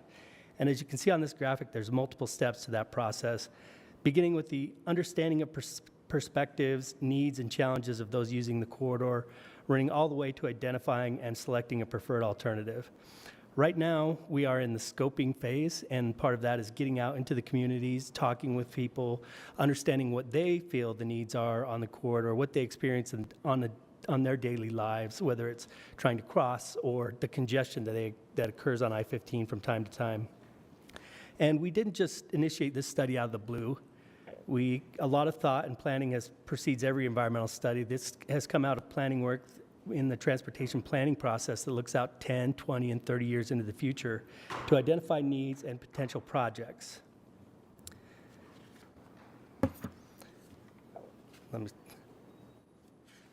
Sorry, I lost my place. So ultimately, we use this information that we gather in the scoping process to develop what we call the purpose and need statement. And the purpose and need statement is going to drive how we look for issues along I-15 and the ancillary facilities, and also help us understand, based on those needs, what some potential solutions are. What is the purpose of what we're trying to do? What are the elements of that purpose that we need to, or those needs that we need to accomplish? And that's what we're looking to do today. So although none of the engagement with the public constitutes a vote, we think it's critical to get out and get as much input as we can to get people engaged, to understand what the challenges are from their perspectives, and get their input so we can use that in the decision-making process as we move forward. And once we go through the process, should a final alternative be approved, funding will then be finalized, and the project would move forward to construction and maintenance, et cetera. So I want to talk about what we know so far. Like I said, we're not starting from scratch. We do know a few things on this section of I-15. One is aging infrastructure. So the pavement on this section of I-15 is a mix of asphalt and concrete. The concrete pavement on I-15 between Farmington and West Bountiful is about 50 years old. It's outside of its service life and needs to be replaced. There's 35 bridges along this stretch of I-15, and 9 are recommended right now for full replacement. 1 is recommended for a deck replacement, and 19 are recommended for preservation work by the UDOT Structures Group. And most of these structures on I-15, as they sit today, are not wide enough to accommodate any additional widening on I-15, should that be warranted. Drainage is also an issue in this area. There are several areas along the freeway that don't drain properly, and they flood during major storm events. And so many of the pipes and culverts need to be replaced and upsized to meet the current stormwater requirements. I think one of the most obvious things that people use this section of I-15 will see is the congestion in the AM and PM peaks. So right now, on northbound I-15 from 4 South to that interchange with US 89, it will increase from just 19 minutes in 2019 to nearly 66 minutes in 2050 if no improvements are made. Just 1 second. Can you advance the slide one more? Oh, yeah, thank you. Sorry, I was just running. No problem. There you go. There you go. Thank you. So again, northbound predicted to increase from 19 minutes in 2019 to 66 minutes in 2050. And the southbound is modeled to go from 18 minutes in 2019 to nearly 55 minutes in 2050 if no improvements are made. And this increase in travel time is due to the rapid growth that Utah's experiencing almost on a state level. But over the next few years, in 2050, we're going to see that increase quite a bit. Interchanges are also really important, both to the communities and the function of I-15. Next slide. Thank you, Dan. How about just have... The interchanges are a big part of I-15 for the communities and the function of I-15. We'll look at how the interchanges in the study area meet the current and future needs for all modes of travel. You know, one example that people may see is backing onto mainline I-15 from the ramps. The traffic's not being able to get up to the ramps and get off the freeway, and that's a huge safety concern with the speed discrepancy that's involved with that. And also, when those interchanges can't support local travel demand, that excess demand is put onto local streets and regional facilities that aren't designed to accept that. So we're looking for a transportation system to be safe, comfortable, and efficient by all other modes as well. Safety is always a concern for UDOT. Next slide, please. I'm getting there. Some of the things on this section of I-15 being old is substandard substandard shoulders. So those shoulders are used by emergency vehicles or disabled vehicles to get them off to the side safely and out of the travel lane. Curves are also an issue in this area of I-15. Some examples is 4th North and 5th West in Bountiful and 2500 North in the Salt Lake area. So those curves, when you're traveling at freeway speed, they can limit visibility and reduce your reaction time to something that might be coming up ahead of you. So we'll identify these opportunities for improvement. So next slide, please. Wanted to talk about limited connections. UDOT's in the business of moving people, not just cars. This includes both north, south, along with east-west. It also is connecting people to trails, sidewalks, and transit stops. Next slide. Part of doing that is getting people not just to I-15, but across it. We want I-15 to be a part of the community, not a barrier to it. So we'll be looking for opportunities to improve connections across the freeway, at interchanges, and also in between them. Next slide, please. As we began this study, we started out with some early stakeholder engagement. We talked with local and state elected officials as well as a number of community members to try to understand key issues. We conducted walk audits on some of these corridors at the interchanges to look closely at safety concerns, connectivity, and walking and biking challenges. As we continue our efforts, we want it to be based solidly on how the corridor functions and how to keep it grounded to work that's already been done to identify needs and develop solutions. Next slide, please. So on top of everything that I've mentioned so far, there's also a lot of other elements and resources that will be taken into account as we try to identify solutions for the future. And this is a list of some of them. With that, I'll turn it over to Dan. Maybe he can get his slides on time. I don't know. We'll see. We'll give it a try. Thank you. All right. Go ahead and go 2 slides. All right. So we're in a formal comment period right now, and so I'm going to share a little bit of information about some of the things we need the community to give us feedback on here at this early part. One of the first things here is the purpose and need statement. So as you go through the environmental study, we're continually going back to the purpose and need statement to make sure the process we follow in doing this study, does it always go back to this purpose and need, and are we staying on target? So I'm going to read through this real quick. So the purpose is to improve safety, replace aging infrastructure, provide better mobility for all travel modes, strengthen the state and local economy, and better connect communities along I-15 from Farmington to Salt Lake City. The project purpose consists of the following items that are organized by UDOT's Quality of Life Framework. This is what Brandon talked about earlier. The categories of good health, connected communities, strong economy, and better mobility. So next slide. So I'm going to go through, we have these kind of grouped into two sections. So this first part about good health and connected communities, like we've already read these off, but I'll just go through them again. Improve the safety and operations of I-15 main line, the interchanges, and then bicycle and pedestrian crossings and supporting roadway network. A lot of times when people think about a UDOT highway project, they just think about the main road and moving vehicles on that. But UDOT, that's kind of something that's changed over the years, is like Brandon said, it's more about people throughput now, and it's also about that east-west and how people experience the corridor that we're really trying to get feedback on. And the next one there is to be consistent with planning and land growth, or land use, growth objectives, and transportation plans. So also, like Brandon said, we want to make sure that all the hard work's been done for years in planning, that stuff is all reflected in the work we're doing as well.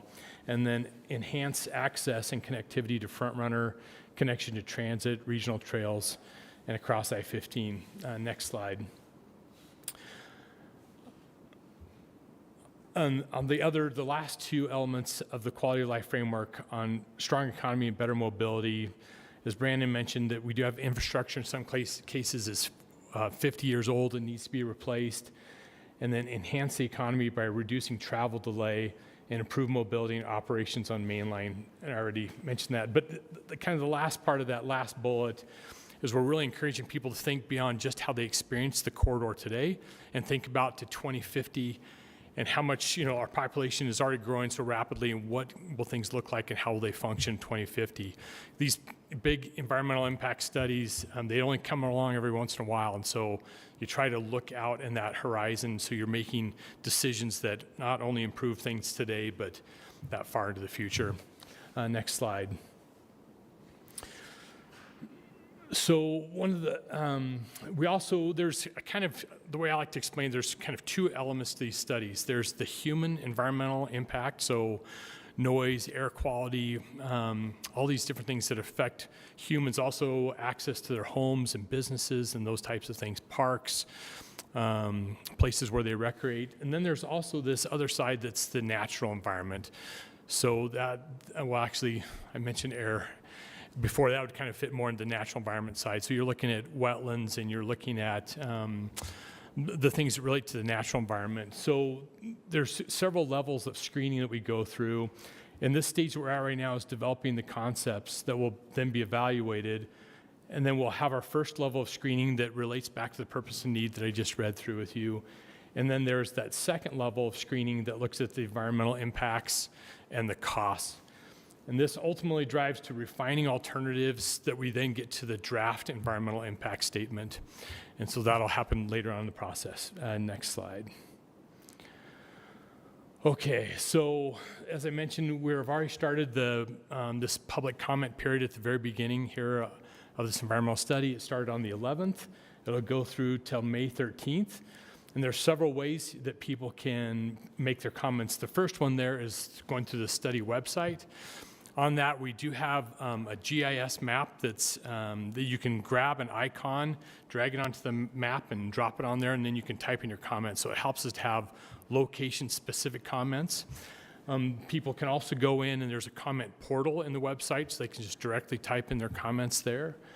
Then the second one is that they can go to send us an email, or for those that still send mail, they can do that. We don't do telegraph or telegram, so that's your only options there. And the last one there, if people get stuck and need help, or if people would like us to come talk to their neighborhood group or their business or whatever, they can also give us a call at that phone number there throughout the entire study, and we can come meet with folks. On the next slide, and one more. And the last thing I'll point out to you is at the bottom of this slide, people can also go to the Facebook page. And that's another way to get additional information and stay informed throughout the study. So that's it. If we haven't lulled you all to sleep now, we'd be happy to answer any questions or that you might have. Thank you very much, Brandon and Dan. Questions? Councilmember Puig? Yes. So thank you for the presentation. This is awesome. I'm very curious to see the results of this. I also want to caution about community engagement in communities of color and communities like mine. And all of your forms of engagement are tough for my community, and I want you to weight that differently.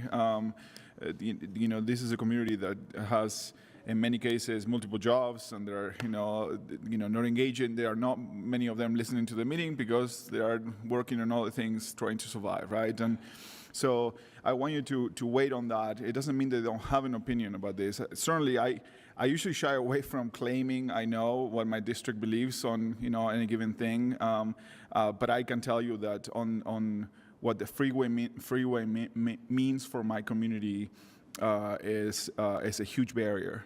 It's a huge divider, and it's always been seen as more of a problem than anything else.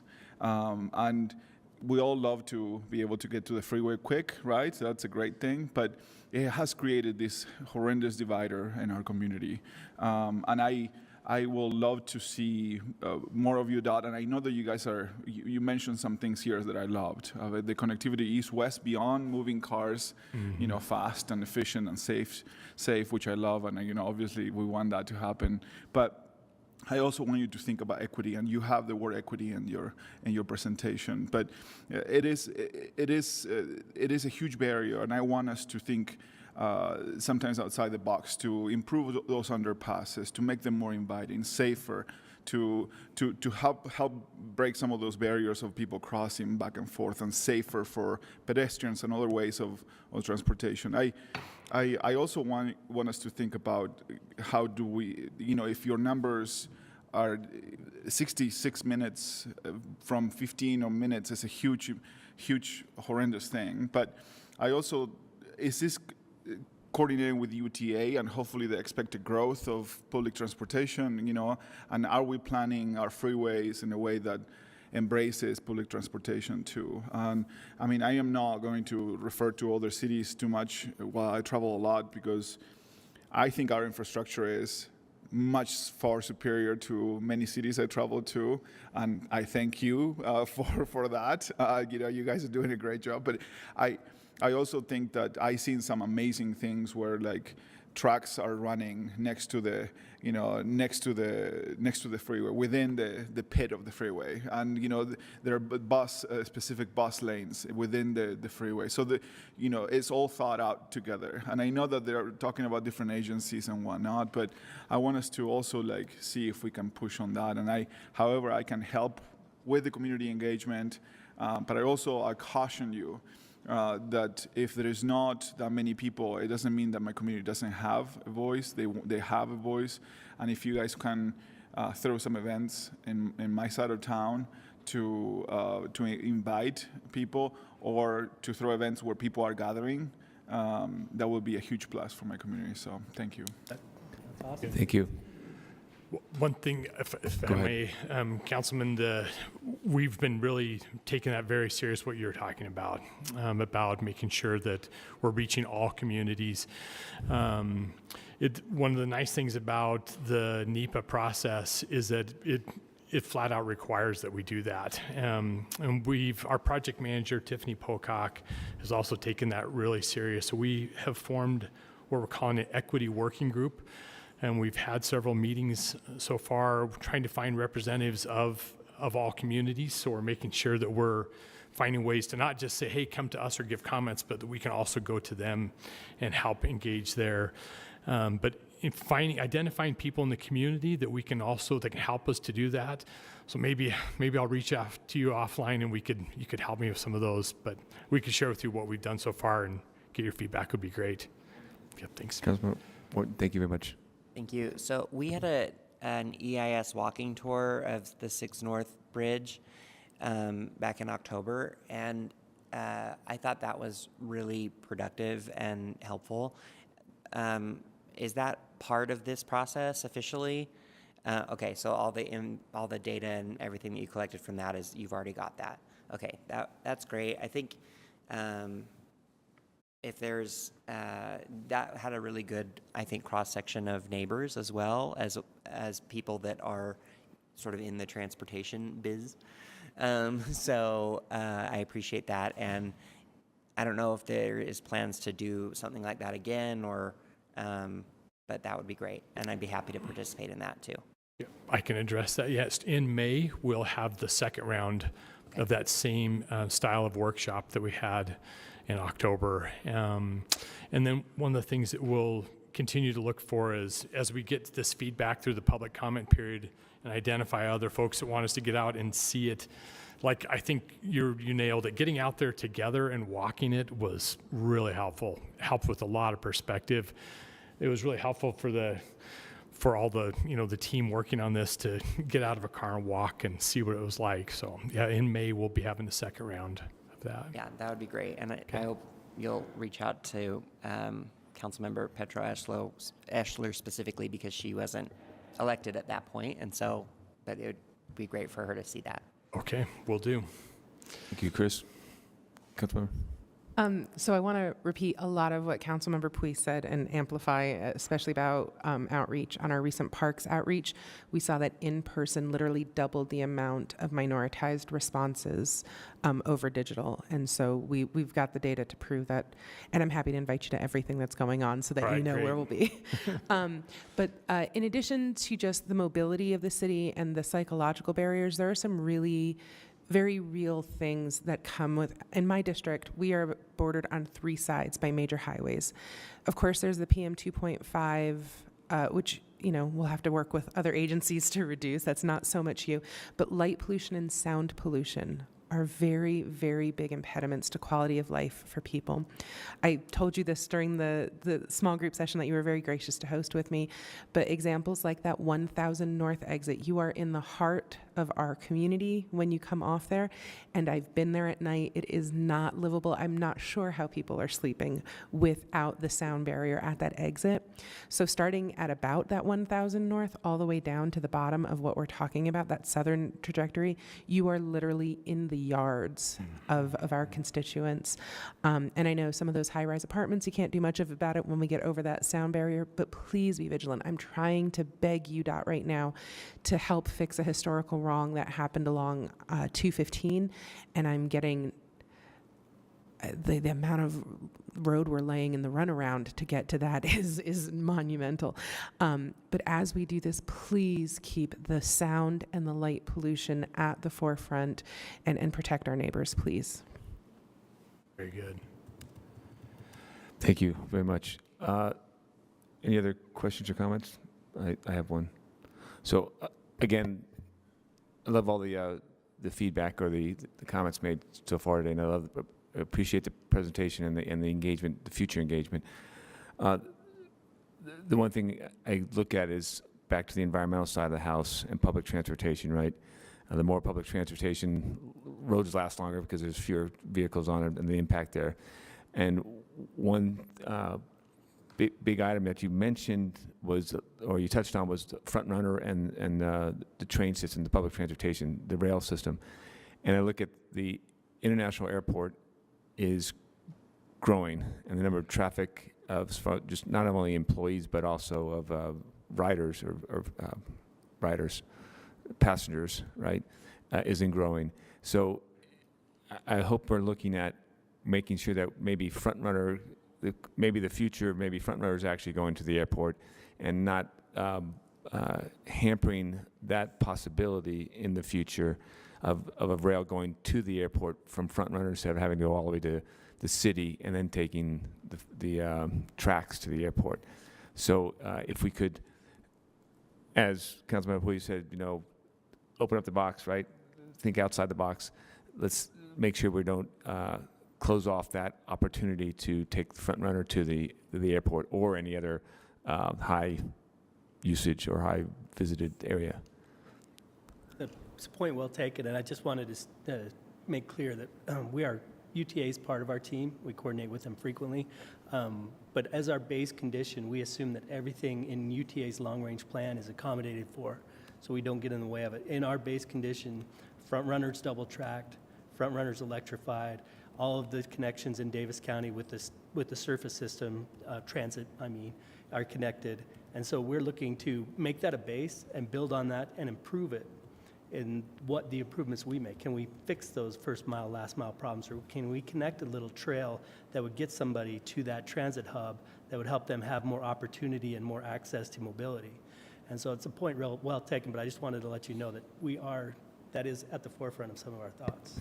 Appreciate that very much. And because I don't know if their long-range plans had front runner going to the airport, but I'm throwing out that seed now, so that we're not eliminating that idea that, hey, front runner from the north and south, maybe just going right to the airport instead of going to tracks. So appreciate the engagement, and I appreciate the questions and comments from the council. Any other comments, questions?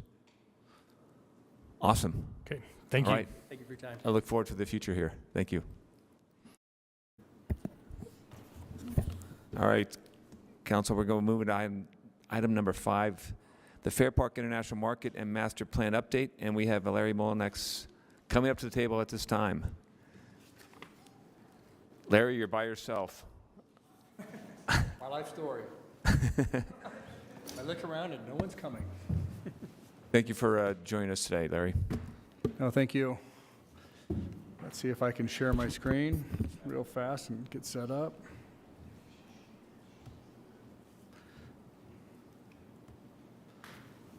So can you see my screen now? Oh, yes. I wasn't sure if I Sorry. was able to control it this way or not.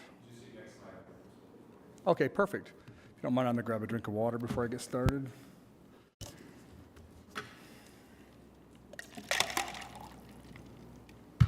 Sorry. Well, terrific.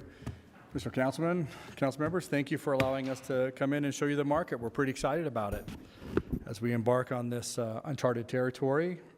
A lot of enthusiasm, and it's a great cause. So if we can start out with the first slide, that would be terrific. Before I get started, though, my name is Larry Mullinex, and I'm the executive director of the State Fair Corporation, which is a nonprofit 501c3, which comes as a surprise to most people. So very happy to be here. First slide, please.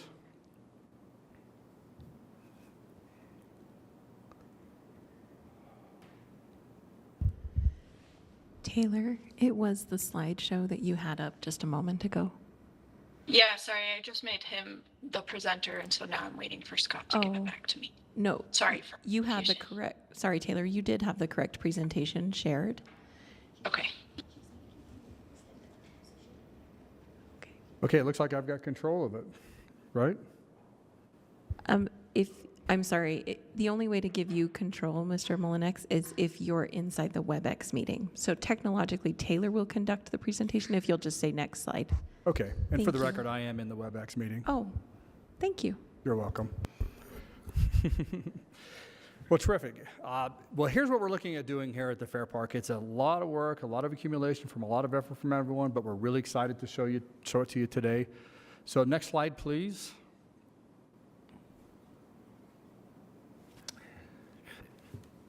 Let me see. I need to get on the same, if I can turn, because mine's not going to rotate. It's not helping me. So I'm like, wait a minute, same slide. So in 2019, a feasibility study was conducted on behalf of the Salt Lake City RDA to identify and validate whether or not it was feasible to place an international market, in this case a regular market, on the west side of Salt Lake City. That feasibility study involved quite a bit of outreach through the public, the private sector, and as well as a lot of community engagement and various stakeholders. That took about 9 months to complete that survey and the study, and the results of the study is that it was very feasible for a market to be at the State Fair Park. So if you don't mind, I'm going to grab my cheat sheet so I can follow along. One of the outcomes was they suggested an international market to better reflect the surrounding community. And then it also suggested that it should be in the evenings because there was such a void of entertainment and opportunities for food in that particular area of the city in the evening. It was, next slide, please. In addition, there was a few areas of items that were important, and that was the market should fill a niche and complement and not complete with the existing markets in the area. It should feature culturally relevant products to reflect and celebrate the multiculturalism, diversity of the neighborhood. The purpose of the international market was to celebrate multiculturalism and diversity of Salt Lake City's growing population, create a year-round destination for the west side, address a food desert, insecurity on the west side. Very few people recognize that it's a food desert on that area of the city, and we're hopeful that that'll address it through our relationship with SNAP. So I'm sorry, next slide. Slide 2. There you go. That's my fault. My cheat sheet's got both of them on the same page. So I'm sorry. I guess I'm a control freak. I'm used to. Those of you who know me may agree.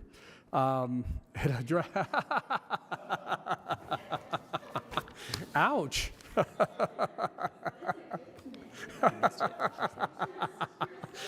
She backpedals. Wait a minute, someone take that bus driver hat off her.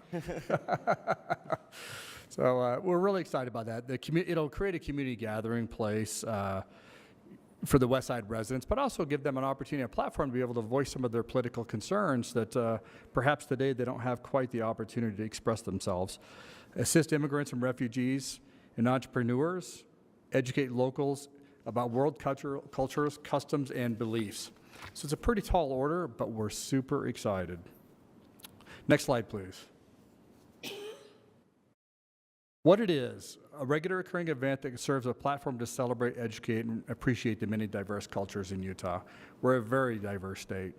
A place for ethnic business owners to sell their goods, services, and advertise and grow their businesses.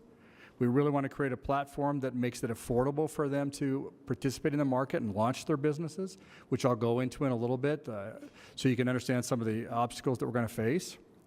A place for Utahns to find unique goods from around the world, discover new products to try, and learn about other cultures and customs. Next slide, please. What it is not, it's not another farmer's market.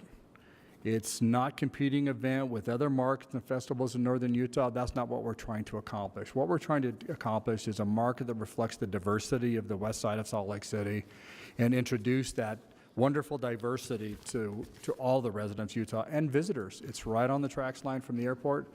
So we stand the opportunity to create something that's truly unique to the state of Utah. Next slide, please. An international experience, if you will, be able to sample food from all around the world, enjoy some quality entertainment, see vendors and artists and craftsmen create their wares there at the facility. You'll see handcrafted goods from artisans from around the world. We will allow them to import some of their goods as long as it falls in line with the mission of the market. We want a strong emphasis on locally created, niche food products around the world, herbs, spices, cookies, candies, produce, etc. One thing this market's going to do that's not unique, but it's something that we're going to focus on is we realize that a lot of these artists lack the financial means to even purchase enough supplies to create enough art pieces to actually sell during the market. So we're actively trying to find ways that would allow them to secure and procure, if you will, some of their supplies from our store. We have a store on the Fair Park, and maybe it stocks some basic essentials of what the artist would use, and then we work out arrangements for them to maybe purchase on credit and so on and so forth. But we recognize that we're going to have to help some of those artists get started. Next slide, please. And one more, sorry. You'll see that a lot of our focus is going to be on soliciting a very diverse amount of vendors. It'll be cultural services, outreach services, nonprofit, education. Next slide, please. Our goal is to provide at least 75% of the booths to have authentic ethnic goods and services, which is a pretty lofty order. Limited imported of mass-produced items. Next slide, please. Some wonderfully diverse food trucks, food stands. This is where it's going to get interesting is not only do we want to partner with the food trucks, but we also want to partner with a lot of the food providers that have aspirations of taking their products to the retail market, and then we'll utilize our resources and our access to experts to help them perfect the science of their food formulations so they make stable food products that are safe for human consumption and they have the shelf life that's required so they're not subjected to costly recalls and so on and so forth. So that's a pretty lofty goal, but we're pretty excited about that. And ironically enough, we do a little bit of that today. You wouldn't think a Fair Park does that, but we love food. We sell a lot of it. And I love all food, as my belly attests. Next slide, please. We also was identified in the CRSA study that a beer garden would be extremely popular for that particular crowd because of the lack of availability with entertainment in the evening. And we decided that we would expand that. It would be an international beer and beverage garden. And so we would actually celebrate all beverages throughout the world, giving you the opportunity to try something that you've never seen before. An interesting example of that would be is if you go back and look at the history of Red Bull, the energy drink. It'll surprise you how it actually got started, when it got started, and what it really was. So, next slide, please. This market will feature entertainment. It'll be indoor and outdoor entertainment. We'll utilize the stages and the sound systems that we have at the Fair Park, and we'll have music, we'll have dance, we'll have poetry. We've talked with some authors. We'll do some book readings. We'll have storytelling. We want it to be an engaging experience. Programming on the next slide, please.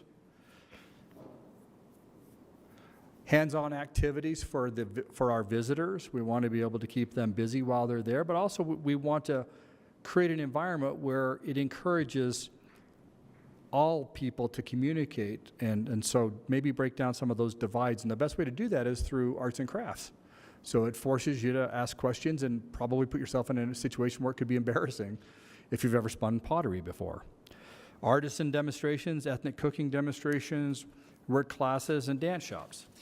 The Fair Park has one building that has 10 competitive cooking stoves in it, and it has 2 commercial kitchens. So we have a lot of built-in resources. Next slide, please.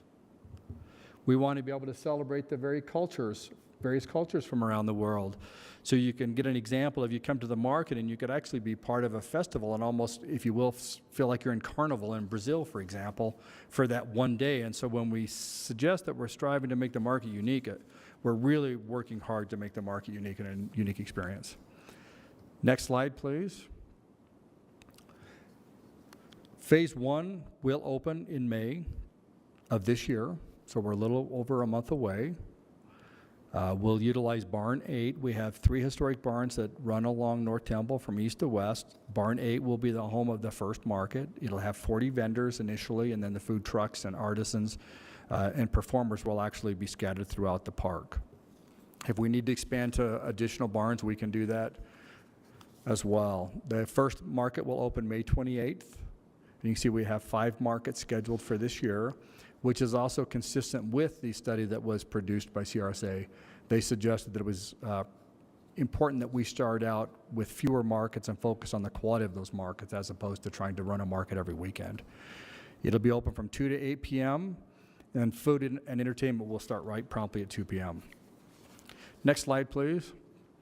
This is also where it starts to get a little exciting. The historic construction and nature of those barns, I want to say all 3 of those barns were built around 1923. All 3 have been seismic upgraded, but they provide some aesthetics and some architectural appearances that just can't be reproduced today. So this particular picture on the next slide on phase 2 gives you an idea of what the market's going to look like as we move forward. So this building dimensionally is almost exactly the same as the Fair Park. The only option that we're going to do is we want to create bifold glass doors on one side so the entire building opens up to the park. So it'd be super cool. So we bring the outside in and inside out. But it gives you an idea of what a neat gathering place that would be. Next slide, please. This is the new entrance that we just put in to support the market off of the Trax line. So it's directly adjacent from Trax line. We still have got to put in the ADA ramp before we open up on May 28th. The parking will be free. We'll utilize white ballpark for that. And then we'll also allow bicycles, scooters, things of that nature. We'll create a bicycle corral and so on and so forth for that.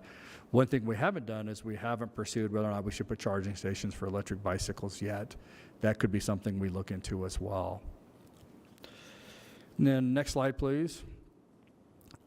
This goes into some of the fee schedules that we would be looking at charging. It's a little bit misleading, and I'll explain to you why that is in a little bit, and that is if you look at the food vendor fees, it's a $10 one-time application fee, and that's just to set up your account. It's $50 per market. If they need electricity, it's $75, and if they need insurance, it's $100. So when you look at the total of $235 times the 10 for the $2,350, that's assuming that they need all of the ancillary items that are listed above. If they don't need insurance and so on and so forth, then it greatly reduces that. If they were just looking for the application fee and the 10 by 10 booth space, it drops that all the way down to annually to $3,375 or $675 per market. And then if we look at the general vendor fees on just a commercial exhibitors, as we like to call them, same exact situation plays out. You've got a $10 application fee. It's one-time fee, $40 for booth space, $10 if you need a table, $5 for chairs. I think we're not matching with this slide. Sorry.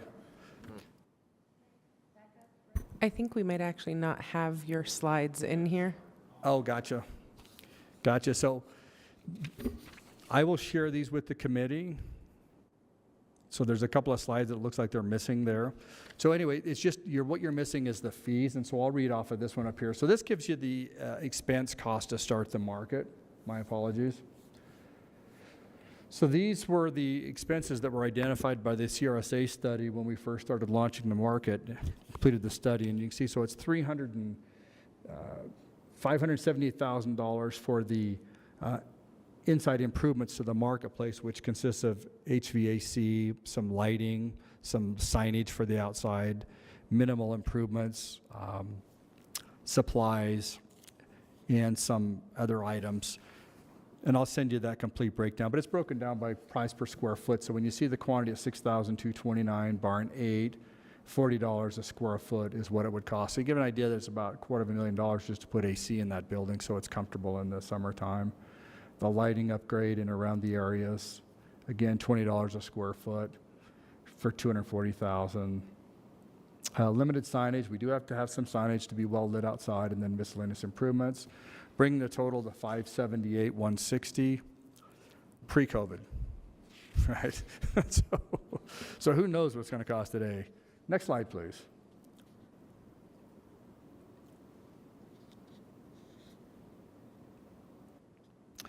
Now what we're looking at is still a continuation of some of the exterior improvements, and you'll see that there's some concrete work that's needed, some repaved asphalt, decking. We want to create more green space, more trees, more turf, put in some planter boxes, overhead string lights, and then bring in the power supply for the food truck services. While we do have power in that particular area, we don't have enough power to supply it that many food trucks right there. So we just got to bring it over. Next slide, please. Some additional exterior costs, site furniture, demo the brick fence so we could put in the new entrance, which has already been done. And you see we actually came in under that budget. They've got at $25,000 plus $38,000, and I think we came in at actual cost of $20,635, so a little bit less than what was forecasted pre-COVID. Next slide, please. We've got some operational expenses here, management of the market, growth management, marketing campaign to support the market, sponsorships, fees, legal. You can see about $135,000. Next slide, please. Bring the total capital investment to $1,078,000 to complete phase 1 of the market. Now, some of the work we've done, we've gone forward and spent our money, the Fair Park money, to get that done. So we went ahead and demoed the wall. We put in the new gate. We did repaired that cement, and we repaired the asphalt outside the barns. And then we're working on the power right now. So the power is $78,000. So we'll be around $105,000 of money that the Fair Park has invested. Now, what's not on the slide, and I'd like to back up a little bit, and let's just talk about how we got here. The Fair Park agreed to take the market on because we felt that the community needed the support. We tried to be a good community member, and there was discussion to be some matching funds. Then COVID happened. So the Fair Park doesn't receive an annual budget. We can ask for funding support, and it's given to the Fair Park in the way of building block funds. When the legislature met in March of 2020, in the height of COVID, if you recall, they scaled back their budgeting and they withdrew all building block funds, which is all of our funding. And so we lost all of our funding in 2020. We went through the COVID year. We're very astute businessmen. We lost $800,000 that year, and we're still here. And we're still smiling, so what does that say? We're tenacious. But back then there was a discussion that there'd be a matching funds from the state to match the money that the city would put up. And the money is still available to us, but I don't believe it's going to come through the legislature as a normal channel. DFCM is committed that they would match the dollar per dollar in the capital improvement costs, and that's what I believe the money was earmarked for too. And what we wanted to ask you today is there an opportunity for some of that money to help offset or match monies that have been spent by the Fair Park and DFCM to get the market launched? And that's the question I have for you today. So how much money are you talking right now then? We're conservative by nature because we're a small 501c3. So we were thinking about $500,000 to reduce that request down to that, and to see if we can get that money to match DFCM money to get the market launched, and a little assistance for operational expenses. Can I, Mr. Councilmember Chair? Fowler, go ahead. And this may be more of a question for staff, if we can remember. So we budgeted, we allocated $1 million to this project, is it contingent on the matching funds from the state? And is that what the question is right now, as far as making it not contingent on that matching funds, but sort of releasing that contingency for at least $500,000? Is that? So my understanding is that it wasn't contingent and that we had released it. So it might be is this in addition to that 1 million that was sent?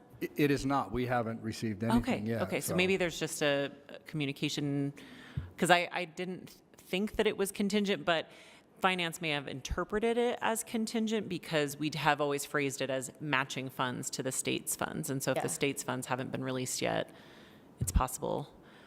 We could get with finance and see if the council wants us to do that. I don't know, Cindy, what do you think? I remember is what you remember, Jen. I don't remember it being contingent. I do remember that it was almost that the state's money was contingent on our funding of the $1 million. And so we said, okay, let's do this. And that was supposed to kind of trigger the release of the state money. I remember it that way. And so if that's the case and there's no contingency on that $1 million and it's released, I mean, technically, I guess you could spend it on making sure the market opens, right? Am I wrong on that? We'll find out exactly. And we weren't aware that you had a request today. We thought we were just getting an update. So it's an update and kind of a let's get this thing moving. So I'm getting information from finance that I think it's a matter of figuring out. So in our finance system, because we're government, we have to have like an invoice to pay. And so Mary Beth Thompson is our finance officer, and she'll be reaching out to you to figure out how to get that processed. Okay. But I think assuming that the council is okay releasing those funds, I think that's probably worth the discusation. Officially, we already released them. We already approved it, as far as we know. And that's what we understood. I mean, so we just made that decision, whatever year that was, a decade ago. 3 or 4 years ago, probably. Well, yeah. And I want to say we sent an invoice a long time, years ago. Okay. So. Well, we'll figure out what. Yeah. And also, Jen, I wanted to make sure that whatever we said, I don't remember saying the $1 million is going to be for X, Y, and Z. So, but if we did, make sure that we're matching whatever. It's matching, right? I think it was generic. It was Okay. Yeah. Can you hear me? Yep. Oh, I Go think ahead, I hear Mary Beth. Mary Beth online. Okay. So I did receive an invoice, but I didn't have any contact information so that we can get a contract, because I can't just pay off of an invoice. So now that I have a contact individual, now I can pay. Gotcha. Here I am. Here we go. Hi. Mary Beth, Larry, Mary Beth. Hey. So we weren't sure if there was a problem or not, so we're just saying, hey, any help. Mr. Chair. Thank you, Larry. Very appreciate that, Councilmember Mano. We're still running a little bit behind on time, but I just thank you so much for coming here, giving us that update. I've known about this project, but I wasn't here when the idea was created or when the study was done. So this is the best presentation I've had so far in terms of giving me the vision of what this is going to be, and I want to be there on opening day. I'm super excited. This is going to be great, and it's the perfect location, and it's a great, hopefully, sort of instigator of other cool things that can and should and will be coming to North Temple. So thank you so much for presenting that. One sort of thought I had while you were saying that is, and you kind of alluded to it a little bit with like helping small business owners get the materials they need, but whatever we can do, and I know Anna probably knows a lot about this with her business, but I'm thinking like whatever we can do to help these budding entrepreneurs and craftsmen figure out how to set up businesses, and even as simple as like, where do you file an LLC? And I don't know if that's something that would fall under your role, or if we should partner with our economic development department, or if it should be the IRC, or however we do that. But let's make this a wraparound thing where we're not just making a cool space for us to go to, but we're creating this incubator for small businesses. And I know that's you kind of alluded to that, but it's just this ecosystem that I can see really being successful. So thank you.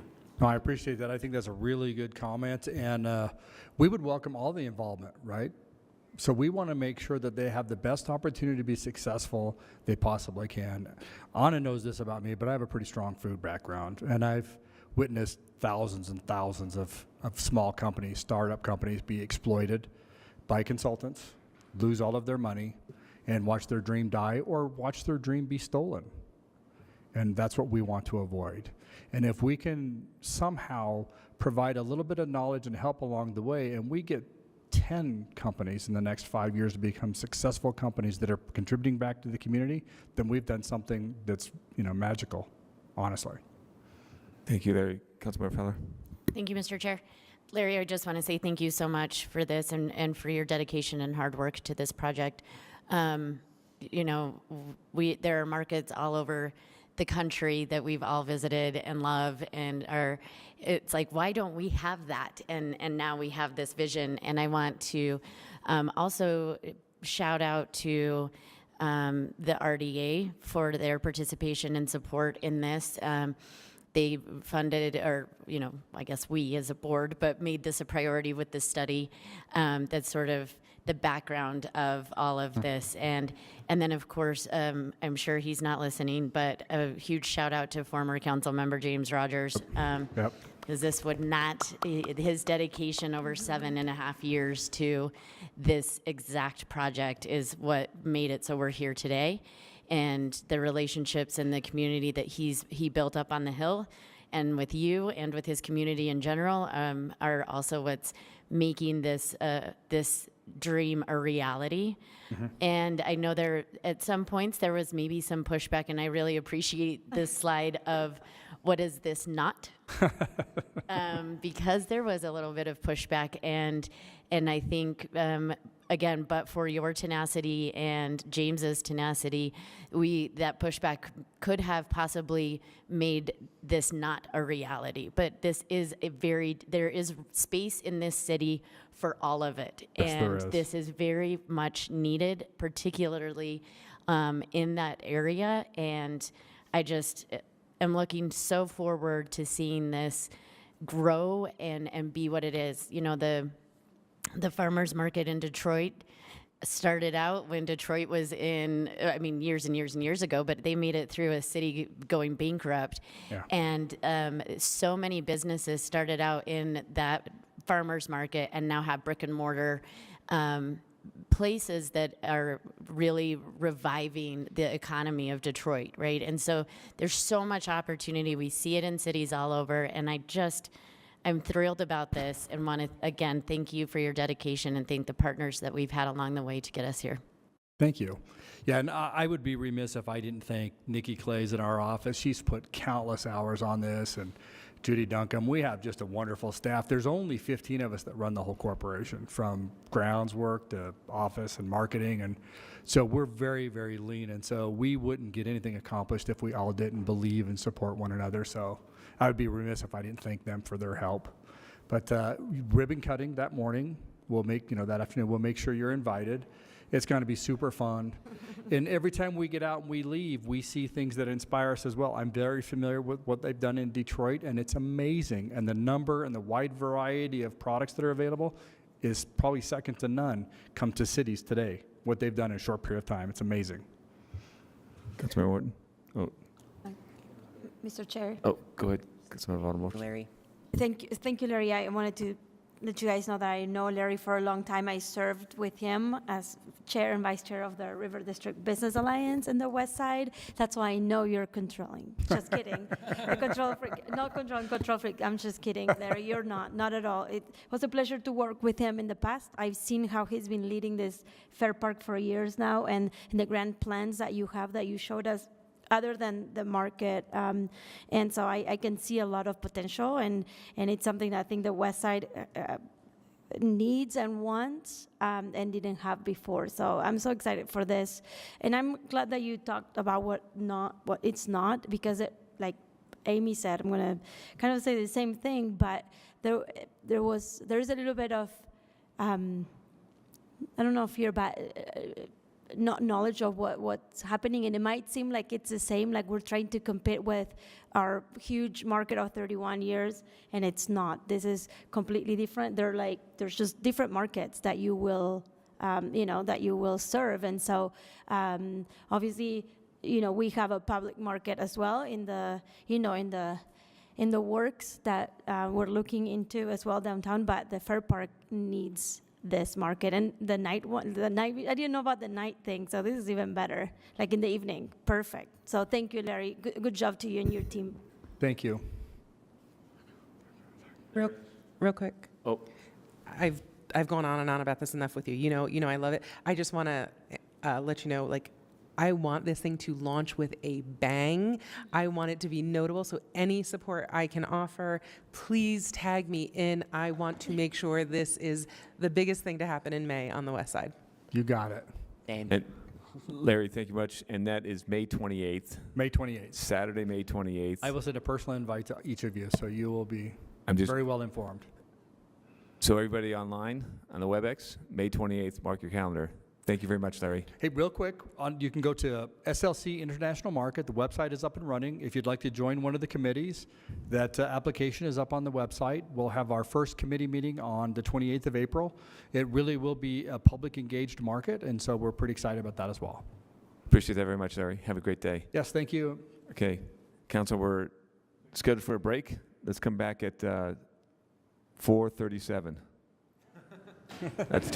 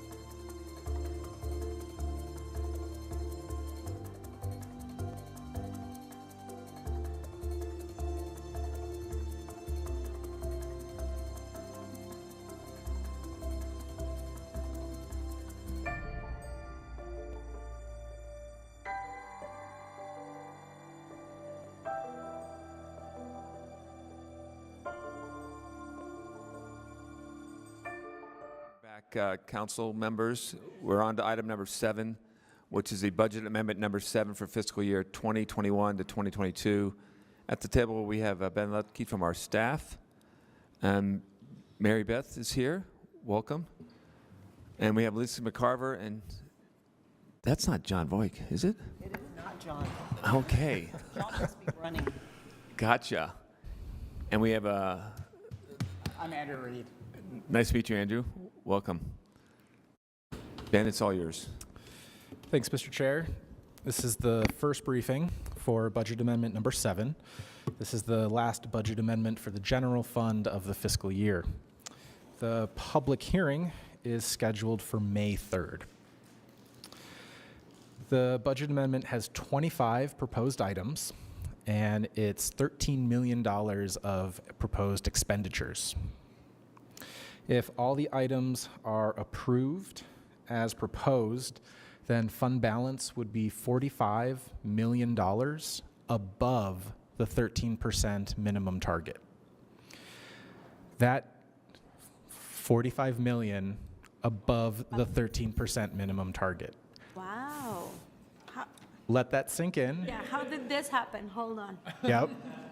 That is a correct number. Wow. Fund balance is healthy. This is one of the best fund balances we've seen. However, offsetting that positive news is inflation and increasing costs for current services. And also remember, fund balance is one-time money. So just because we have it now doesn't mean we're going to have a great fund balance a year from now. The other thing to keep in mind is thinking back to the last annual budget, there was over $20 million of one-time money used for ongoing services, programs, and employees. So there is that structural deficit in the annual budget that at some point is going to need ongoing revenues to match those ongoing expenses. So we have a great fund balance, but keep in mind we have those ongoing needs for revenue. We are working as council staff on an updated infographic on ARPA to demonstrate for the public and the council how those one-time federal funds have been used, since that's another significant funding source that was used in the annual budget, but again, it's one time. I'm going to turn the time over to Lisa for an update on revenue line items. Taylor, can you put the table on page 2 of the staff report up on the screen? Yep, that's the one. Great, thanks. Can you hear me? Is that good? How's that? Okay. All right. So as the projections show there, we're showing a positive variance right now in revenues of close to $17 million. Keep in mind that in FY21, we really budgeted that year for kind of a worst case scenario as far as COVID goes. So a lot of the reason that we're over like this is because we're still kind of being conservative coming out of that COVID era and making sure that we weren't over budgeting the revenues. So things are definitely going better than we expected. The biggest parts of that, as you can see going through this, we're still showing property taxes coming in at budget. So those are coming in just fine right now. But where we're seeing the biggest increases is in the sales and use tax area. The spending has just been very robust, and it's just come in much higher than we expected. So I do have my sales tax expert here, Andrew Reed. If you have any specific questions about the sales tax and how that's coming in, we're happy to answer those for you. But moving down, the franchise taxes are coming in a little less than we expected. We're seeing a negative variance of about $900,000. Most of that's due to the water franchise taxes and the telephone franchise taxes. The telephone is a trend that we've been seeing for the last few years, and it's a concern we have that we're watching. Licenses and permits is another area that is just really coming in better than expected. About 3 to 4 million of that is driven by plan check fees and the permits themselves. The other area that we're seeing a really positive improvement is in the airport parking tax. Now that we're seeing a lot more travel, that area is definitely coming in over what our expectations were. And also the innkeeper's tax. We're seeing, a lot more travel, so we're seeing a positive variance in that area. Some of the other major areas of increase are in our charges and fees. Our field reservations are just really positive right now. We're seeing a lot more field reservations than we expected. That's at the rack. Also, our land leases and other building leases are really coming in better than expected. In the inter-fund reimbursement area, that's a little below budget right now.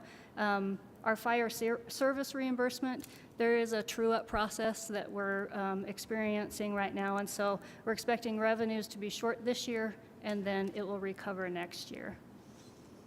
And then a little bit of a variance in the transfers area. So overall, about 17 million over budget.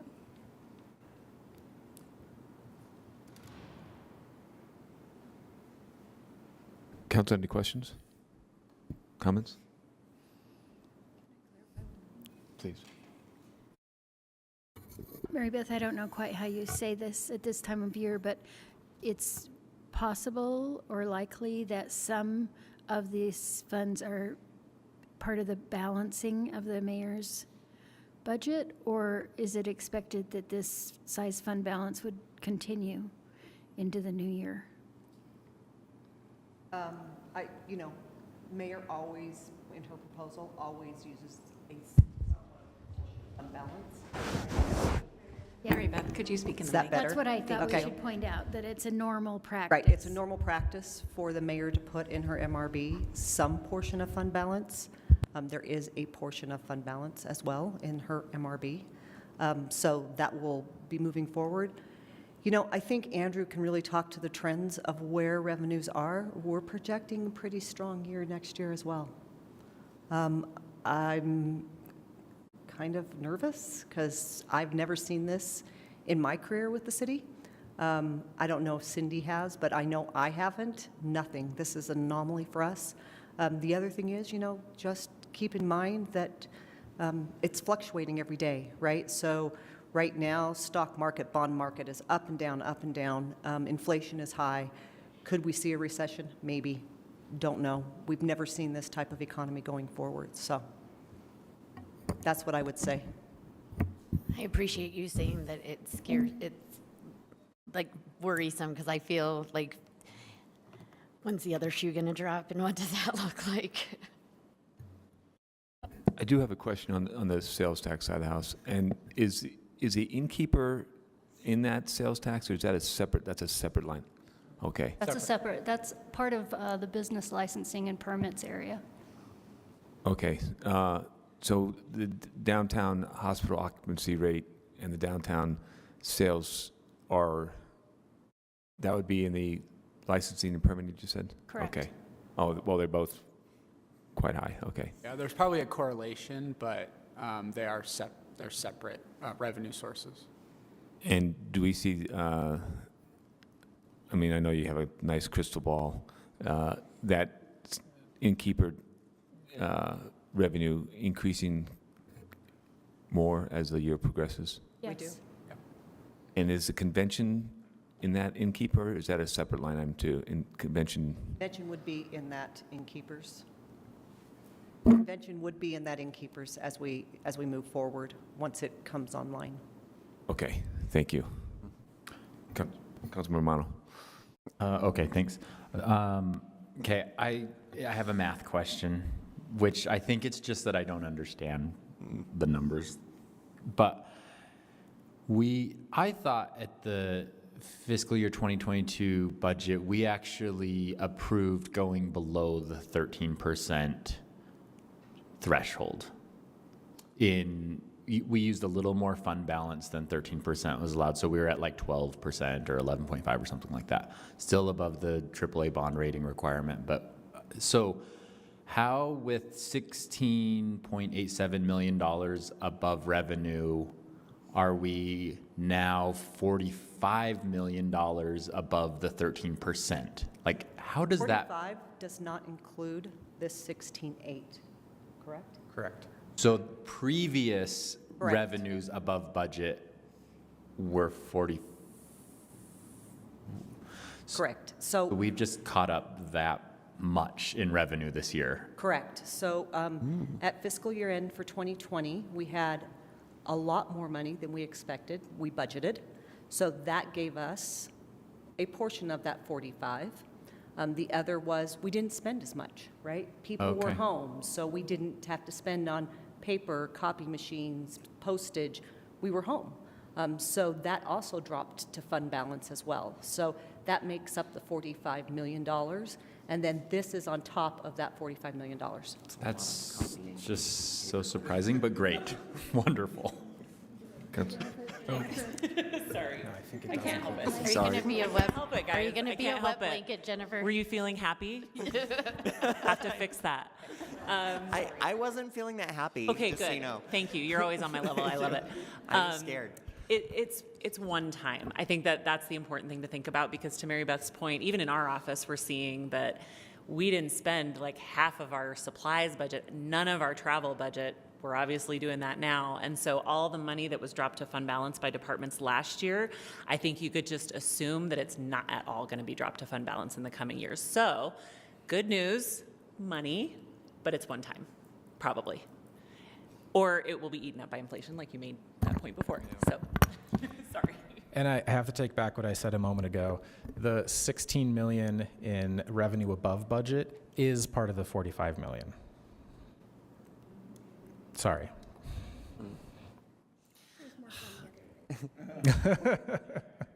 I think I understand a little better. Thank you. Councilmember Wharton? If you greet good news with anxiety like I do, then you'll be able to avoid little things like this, little setbacks. So my question is, aren't we estimating our downtown is still like at 40%, people going back to work and stuff, or is that number outdated now? Because I know the mayor said that at some point this year. So is that just that, is that a big part of that too, or what do you think in terms of the sales tax portion? So I don't have anything specific, but I have done a couple analysis with some of the other departments on just analyzing the sales tax in some of the areas downtown. And what I've noticed is that the businesses aren't quite back to where they were pre-COVID. Where the biggest change that has happened is there's a lot more online sales going on. And we can't really basically put those to a map or like to a specific business. All we know is that they were online sales and they were delivered like from Amazon or something like that. And those have increased like real significantly. It's hard to say, if downtown is really thriving. Seems like business counts are a little low where they were, probably about 80 to 90% from where they were pre-COVID. But it's definitely an analysis is due for that area. So it's in the works for sure. So does that make sense? Yes, that we were, so where, do you know what the mayor was referring to when she was saying 40% capacity? The office space That's occupancy. what I office workers. Yeah, that's what I thought. She was saying that we dipped down close to 18% at the height of it, and now we're still not quite up to 50% occupancy still. So do we know, obviously that's, going to grow, or we expect it to. Is that part of what you're analyzing and hoping to get more details on? Right. I guess what I'm trying to say is there's probably about there's a correlation there that you should probably be able to see. I'm seeing very similar trends. So if the mayor was saying that she doesn't really see full capacity in workers downtown. I'm seeing a very similar trend in business sales to downtown, and that's probably correlated with the amount of people that are working downtown. Okay, it's certainly, I work downtown and my building is not even at 40% capacity still, so, but I assume that that's true for others. Yeah. So you're talking more about the brick and mortar sales, not the online, because the online sales are boosting those sales revenues, but the brick and mortar is still low. Yeah, still probably quite not there. And again, there's probably a more a better analysis needs to be done on the area. I specifically was talking about downtown, the open streets area. I was doing an analysis on that. So it seemed like businesses aren't totally quite back to where they were pre-COVID. But it does seem to be trending that way. But it doesn't mean that sales tax has come in overall way more than what we've expected due to the online sales. Thank you. And one more question. On the office leases and office occupancy, is there any indication that we'll ever get close to the pre-pandemic, or we're going to probably stall out at 50%? A lot of us shrugging shoulders. So the universities in the 20-pound brains are not sure where that level is going to be. That's not me. I don't think there's a way to predict. I mean, we've looked at other downtowns to try and see what they're experiencing. And nationally, most downtowns are in a similar position. You know, they're seeing not even half of the occupancy return. And there's ongoing questions about those property owners. What do they want to do with their office space? Do they want to convert it to residential? Do they want to keep waiting? I think we're all waiting to see what happens. Thank you. Any other Councilmember? So, no, I think we have a few things going for us, and maybe you're already thinking about it. It's the convention hotel, which is coming online pretty soon, I think in the fall of this year. We have the airport at full capacity, as they were saying last week. I also heard from the president of the U of U that they had, I can't remember, like something about more than 60% over of the applications that they usually get at the U. So they had to like shut it down. Like, so they have a maximum amount of applications that they can get every year, and they had surpassed it by 60%. So there's an interest, I feel like, back in Salt Lake City and probably downtown. But I'm not sure when that's going to hit. But and then the retail, outdoor retailers, right, happening again here. So I see some positives coming up with that sales that might not be just online, right? Yeah, for sure. Yeah, I think that's a fair assessment. I think the one thing that I didn't anticipate is in regards to like restaurant sales is I think their capacity isn't the same as it was in the past.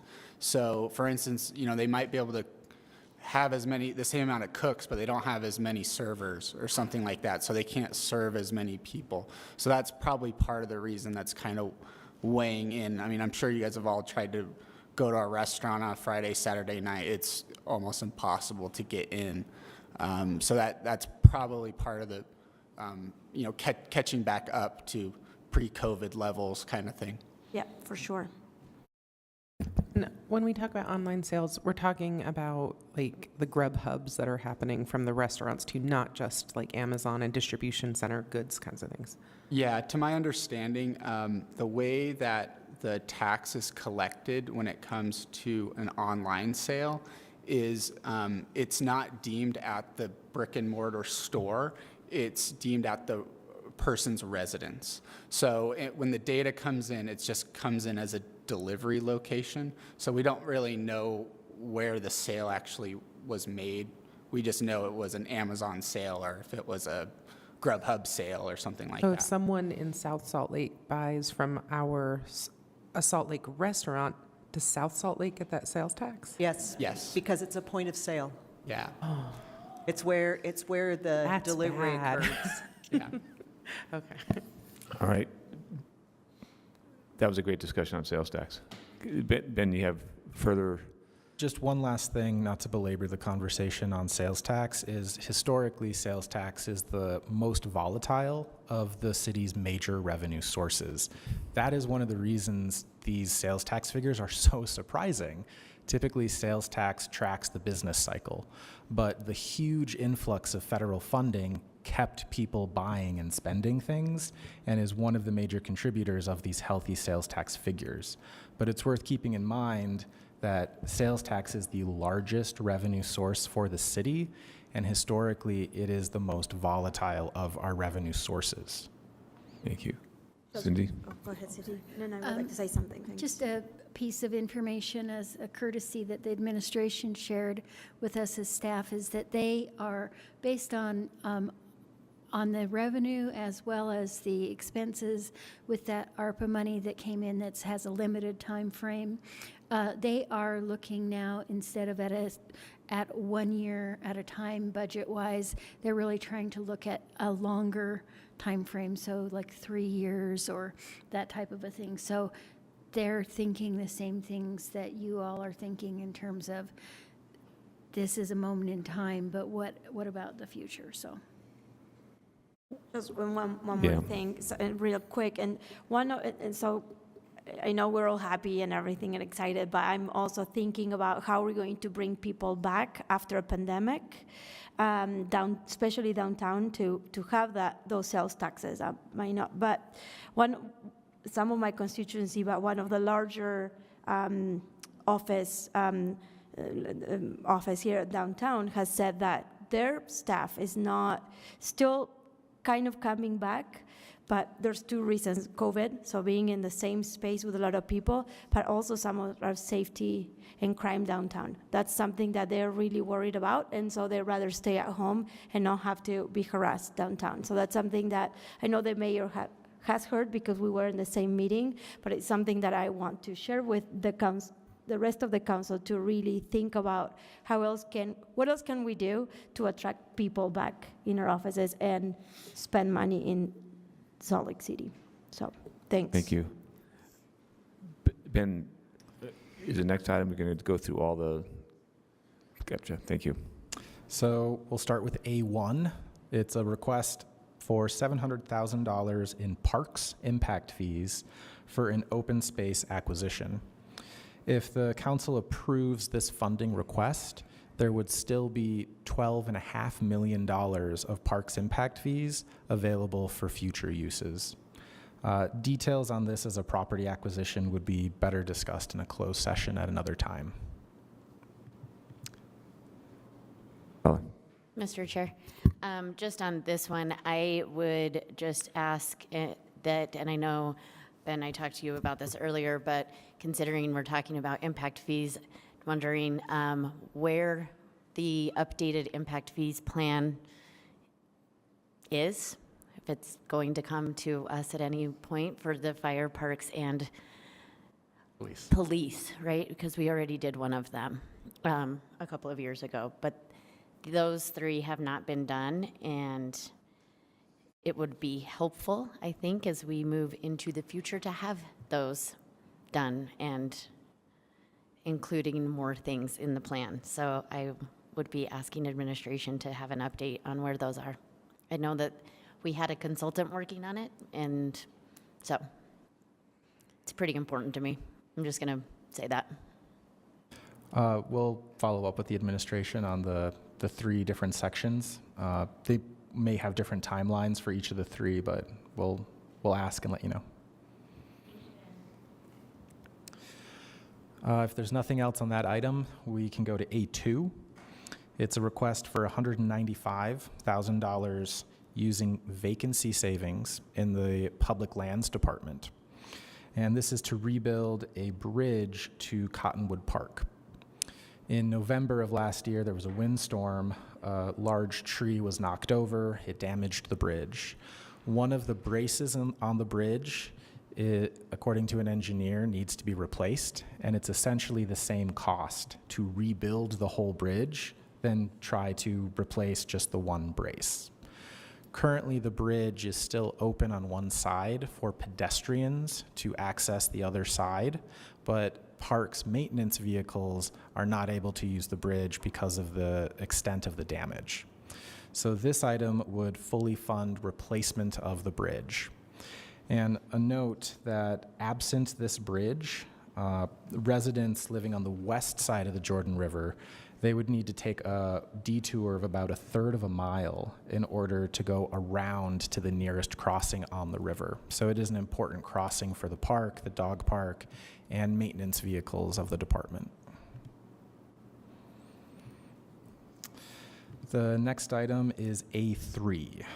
It's a $1 million request these are funds from the Utah Department of Transportation, UDOT. They were authorized in the legislative session last year in Senate Bill 3. The funds are for design, environmental work, and land acquisition for building a new city road. The road would be connecting Rose Park Lane to Redwood Road at 2600 North. There's 3 policy questions on this. First is the total project cost. What would it be? And if additional state funding is anticipated to be available to help pay for that construction. The other questions are what level of demand exists for this new road? It would provide another route to and from the city's RAC, the Regional Athletic Complex. And last is if a new road would also be a new bridge over the Jordan River, since bridges are much more expensive than just building a new road segment. I'm seeing yes on those 3 questions. Okay. We will follow up on those.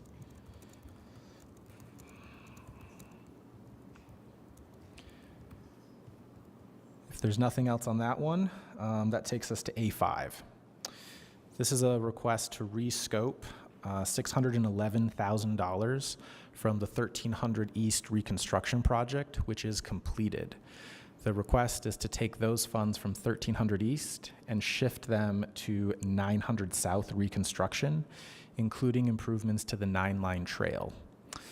The 900 South Reconstruction project is actually 10 individual projects that are being consolidated together across 3 different city departments. And these funds would be somewhat flexible for uses along that 900 South corridor. It's from 900 West to Lincoln Street, which is, I think, 1050 East.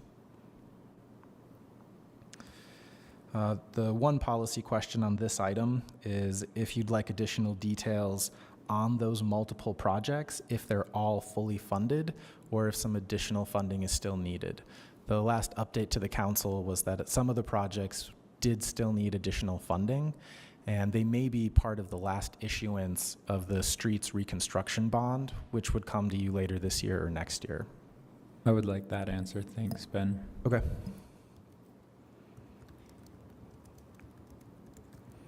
I have a quick question, Ben, and you may or may not know the answer to it, Mr. Chair, if I may.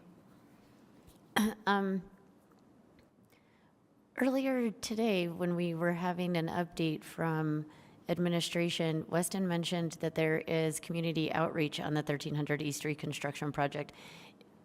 But if it's done, what community outreach are we doing? Different section of 13th, I think. Is I it? think the one that they're doing outreach right now goes through your district, and the one that they completed is closer to my district. So, I mean, I don't care about moving these funds over. I just am then curious how we're funding that other part of it if we're moving funds. That's a good clarification question. I don't know for sure. I suspect Councilmember Mono is correct. I think so, but let's confirm.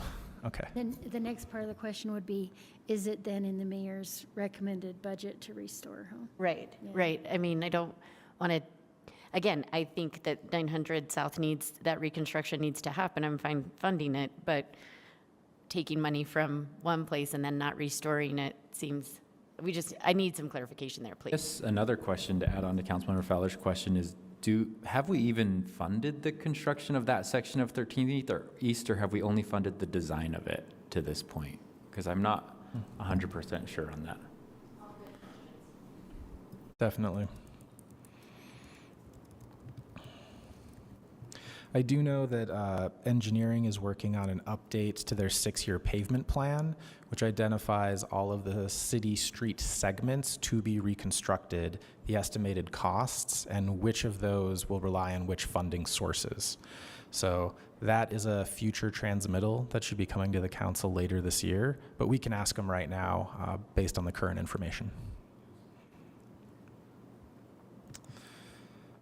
Next is A6.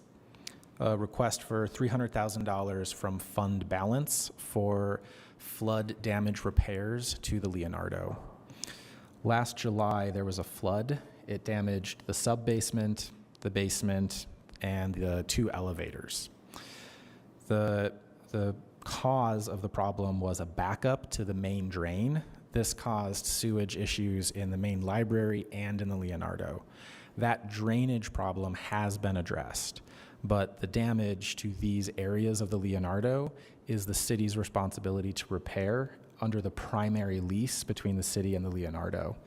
And the areas to be repaired, they are the same areas included in the sublease to Ken Sanders' Rare Books, which the council approved last December. The funding is broken into 2 parts. First is $200,000 for cleaning, demolition, and disposal. The other $100,000 is for repairs to 4 restrooms, several offices, and both of the elevators. It also includes lighting, plumbing, some furniture, and sump pumps.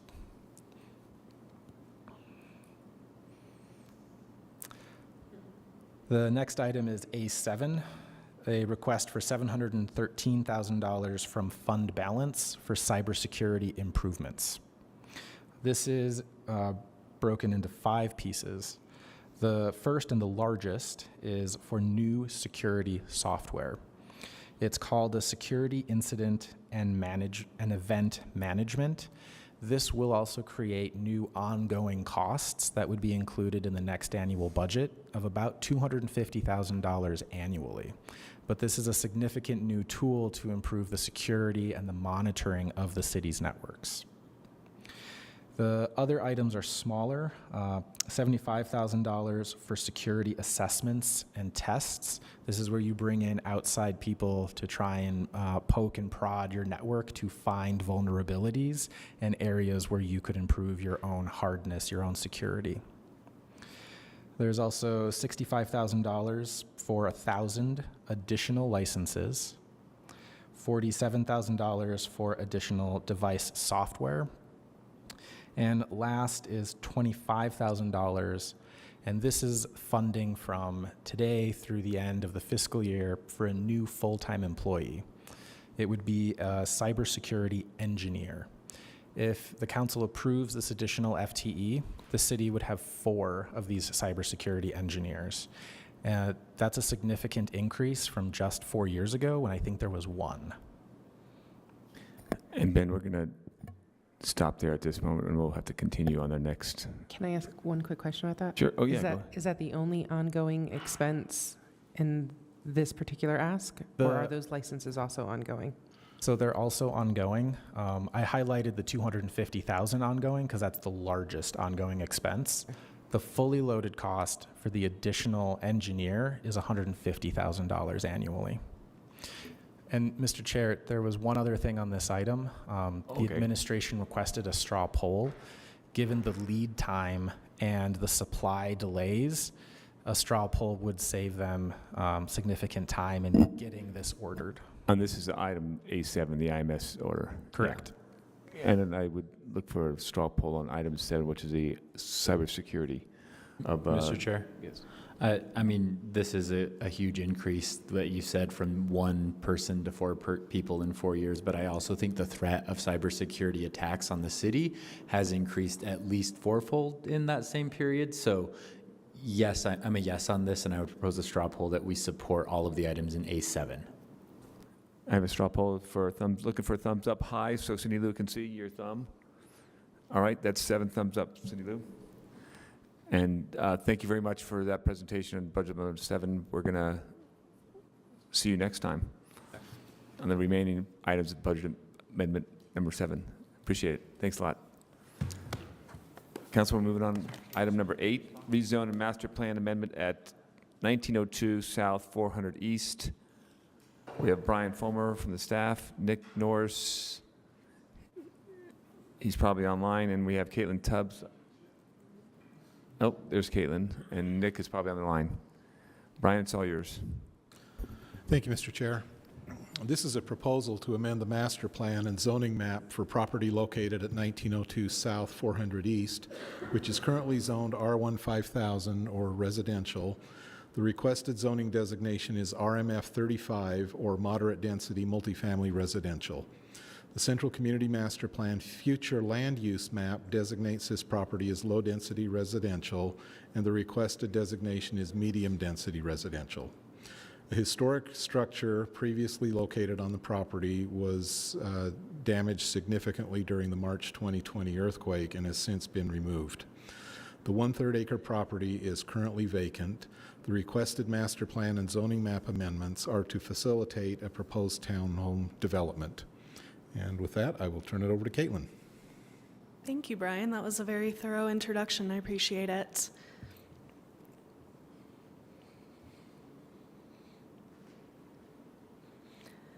All right, second slide, please. So as Brian mentioned, this is a request to amend the existing general plan from a low-density residential, which would facilitate development between 1 and 10 dwelling units per acre, to a medium-density residential, which would facilitate development between 11 and 15 dwelling units per acre. Also, as Brian said, the existing zoning map is R1 5000, which allows for detached single-family developments. And the applicant has requested a zoning designation of RMF 35. The reason being that they would like to develop some single-family attached, or more commonly known as townhome structures on this site. Next slide, please. This is a vicinity map of the subject properties outlined in yellow. It is just north of 2100 South, and it is a corner parcel on Westminster Avenue and 4th East. As you can see in the photograph at the top right, the historic Sears Mansion was significantly damaged during the March 2020 earthquake and has been demolished. The site now sits vacant. Next slide, please. Now, as part of this zoning change, we have a table here that indicates the potential land use changes if the council is to adopt these requested map amendments. New permitted uses include assisted living facilities, both large and small, multifamily dwellings, single-family attached dwellings, and nursing care facilities. New conditional uses include an adult daycare center, residential support, both large and small. I don't want to go through all of these since I know that the council has other items on your agenda. Items that are changing from conditional uses to a permitted use would include a community garden, accessory dwelling units, assisted living facilities, so on and so forth. There are no uses that would be changing from conditional to not allowed or from permitted to conditional. Next slide, please. Additionally, we have a table here indicating the potential lot and bulk changes if these map amendments are to be approved.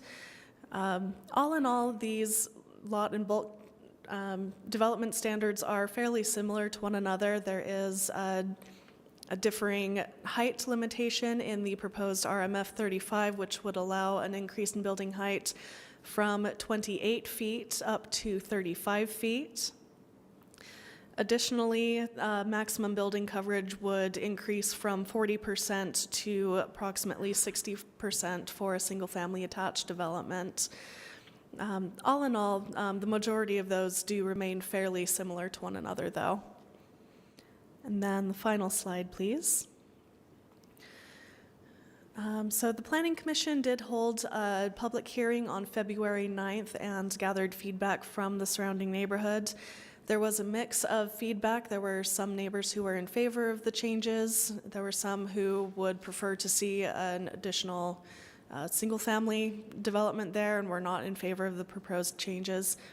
But following this public hearing, the Planning Commission did forward a positive recommendation of both the general plan map amendment and the zoning map amendment to the council. And that is all I have as my staff presentation. I'm more than happy to take any questions from you. I believe our applicant is also joined via WebEx. Council, any questions? Yes, I was contacted by a resident that asked a very specific question, and I'm not sure if that, I have no idea what to do with the question, but I'm asking you because maybe you do. Apparently there's a spring, like a natural spring somewhere on the property, and this may not be a planning thing, this may actually be a public utilities thing. I don't know if, A, that's true, and if it is, if that should be part of a zoning decision, or if we are upzoning and that has a potential to disturb a spring, is there, I just don't know what to do with that question, but I guess, do you know if that's true? That's a wonderful question. We don't currently have any documents regarding the spring. The spring was addressed during the Planning Commission hearing that did come up as one of the public comments. And to my recollection, the developer is looking to have a geotechnical survey or an engineer take a look into it and see what the output of that spring is, how deep down it goes, so on and so forth. I don't know if that study has been conducted as of yet, but at this point in time, that's not information we currently have, although I'm happy to follow up on it and get back to the council. And it may be just a question for the attorney's office, is that type of a natural element something that we should consider in a zoning ordinance, or do we have other ordinances in our water conservation plan or things like that that would address the preservation of that natural feature if such exists and is important? That I don't, again, I'm not really sure if this is something we should consider in the rezone, or because there may be some other department and ordinance that has that. I got that question I have today on my email, and I was like, I'll just ask it because I have no clue. So thank you. Council Chair, this is Nick Norris. Can I weigh in on this? Yes, go right ahead. Thank you. So normally things like this are things that become an issue at time of development, and they're usually identified and researched and figured out during the building permit process. So that geotech report and things like that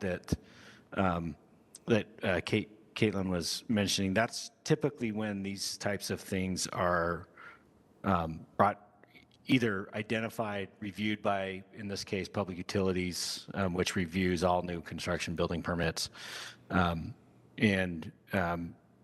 Then that's kind of where it's determined what would need to be done, what impact that spring may have on the development of the site. But it's that impact exists regardless of what the underlying zoning is.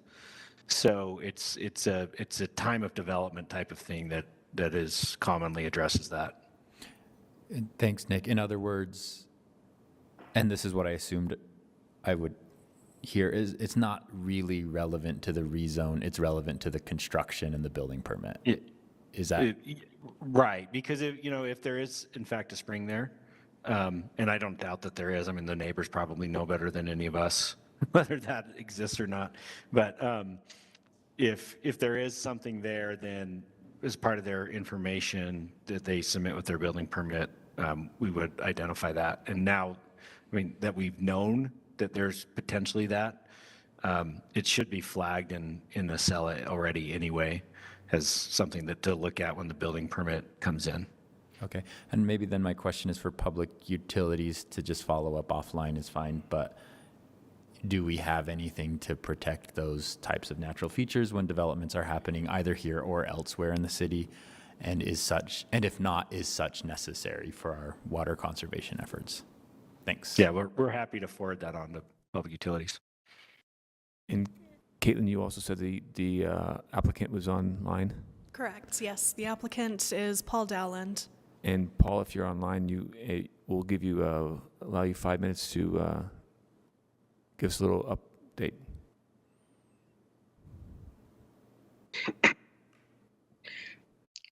Yeah, and I think Caitlin has covered most of the majority of things that would be expected in the rezone. I've dealt with other developments that have had natural springs, and there's several ways of dealing with those things as culverting and preserving and, to continue with the development. I don't think that it's going to make a difference in the rezone, though. And I really don't have a ton to add other than, what Caitlin has already stated, and obvious things that are, I just don't really have anything else to add to it. No, well, thank you very much, Paul. Council, any other questions? All righty, Caitlin, appreciate that very much. Thank you, Council. Brian, Nick, Paul. We're going to move on to item number 9, the rezone and master plan amendment at 1950 South West Temple and 1948 Southwest Temple. And we have Brian Fulmer at the table. Nick still there on the line, and we have David Gellner coming up. Brian? Thank you, Mr. Chair. This proposal is to amend the zoning map for property at 1950 Southwest Temple and a portion of the property located at 1948 Southwest Temple, where Intermountain Wood Products is located. The larger parcel at 1948 South is split zone between RMF 45, which is moderate density multifamily residential, and CG, or general commercial. The 1950 South parcel is zoned RMF 35. Uniform CG zoning would help facilitate the applicant's desire to construct a new office building and expand their storage space. David Gellner is joining us online, and I believe the applicants are in the audience and available to answer questions. With that, I will turn it over to David. Okay, thank you, Brian. One quick correction. You said RMF 45 for the property that's split zoned. It's split zoned between RMF 35 and CG, so both of them have an RMF 35 component. So thank you very much for the introduction. As Brian mentioned, this is 1948 and 1950 Southwest Temple. The parcel at 1948 is a little under 4 acres in size, and a portion of that property, about 0.3 acres, is zoned RMF 35, whereas the whole parcel that is about 0.3 acres at 1950 Southwest Temple is zoned RMF 35. Bring up the next slide, please. All right, so this gives you kind of an oblique aerial view of the area. The two sections in blue, the one on the north or top side is the portion of the larger 4-acre parcel that's zoned RMF 35. And then the other area outlined in blue is the entire parcel that's zoned RMF 35. This is right next to Oakland Construction's office at 1978 Southwest Temple, which had a similar split zoning on their property and went through a rezone process about 4 years ago or 5 years ago.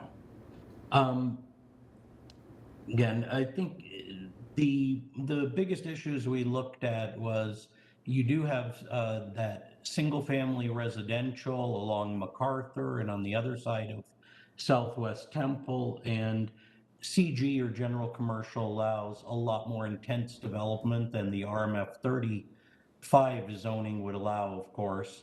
At the same time, the property is already developed for those CG uses and has functioned for that for a long time. So nothing, and the applicant can explain it better, nothing as far as I know is changing on the rest of the property, but that front portion, they want to build a new office there and so are looking to have uniform zoning on the parcel and consolidate both parcels.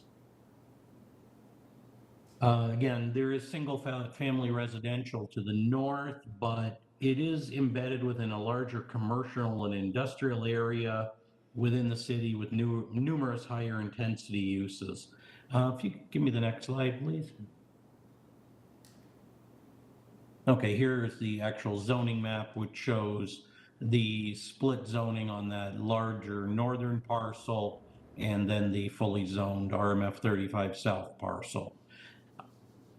We did look at some, staff always in their considerations looks at would a different zoning district work here? And again, there are other zones that would allow an office and limit height, but the split zoning issue would still remain, and it's the applicant's desire to have the property under uniform zoning and consolidate the parcels. The Planning Commission heard this in August of 2021 and forwarded a positive recommendation for the changes to both the zoning map and the master plan amendments. And there was discussion that they wanted council to consider a development agreement that would limit the height of new development on those portions of the property being rezoned. That's all I have for you. I'm happy to take any questions. Thank you very much. Any questions? Yeah, my first question, I think that we may have just had a bit of a typo in the agenda, because the agenda states that we're going from R1 5000 to RMF 35, but just I wanted to clarify that we're going from... Oh, I didn't flip the page. Thanks. That's why I was confused. Okay. So, okay, I appreciate that. I do have a comment though. In the staff report, it also says the property owner is amenable to a development agreement that limits the building height on the property to 35 feet and will consolidate the parcels. I just wanted to confirm that that was accurate, because to me, I know that the CG zone allows like something like 65 feet, which 65 feet adjacent to R1 5000 does feel like a pretty big jump. So assuming that's okay, I think that that's something that's important for me to find out. Okay, the applicant is here and could answer that question for you. Yes, sir. Yeah, go right ahead, take a seat there, and just make sure that the mic is right kind of next to your mouth. Thank you. My name is Paul Washburn. I'm representing the applicant, Intermountain Woods. Correct. I think at the original neighborhood meeting, there was some concern that Intermountain Woods may at some point in time move and want, someone would want to come in with a larger development. That's absolutely not our intention. We've got a big investment in warehousing there, and the spur railroad line that is to the west side of the property is a big inducement for us to stay. In addition, the proximity to our customers, all the people that we need to work with. It was suggested then that maybe we could enter into a development agreement limiting the height of the project, and we're absolutely willing to do that. It's no problem at all. Wonderful. Thank you very much. Any other questions? Or sure, do you have any? Oh, Councilmember Fowler. Yeah, and I appreciate you guys being here. This isn't necessarily a question for you, and I do appreciate the idea of a development agreement. It was something that was brought up in the staff report of this being in the RDA State Street project area, and just aligning with, and it may be nothing other than continuing to make sure we're having the conversation when we get this, aligning with the goals and policies of what we're trying to do with some of the RDA project areas, particularly the redevelopment of State Street and that whole area. Again, this property is already developed in a different way that is probably not what we maybe would have seen if it weren't there today, right? But I think it's just something to continue to keep in mind as we continue to get different zone requests or modifications of zones. Is it falling in line with what our goals and objectives are for an RDA project area?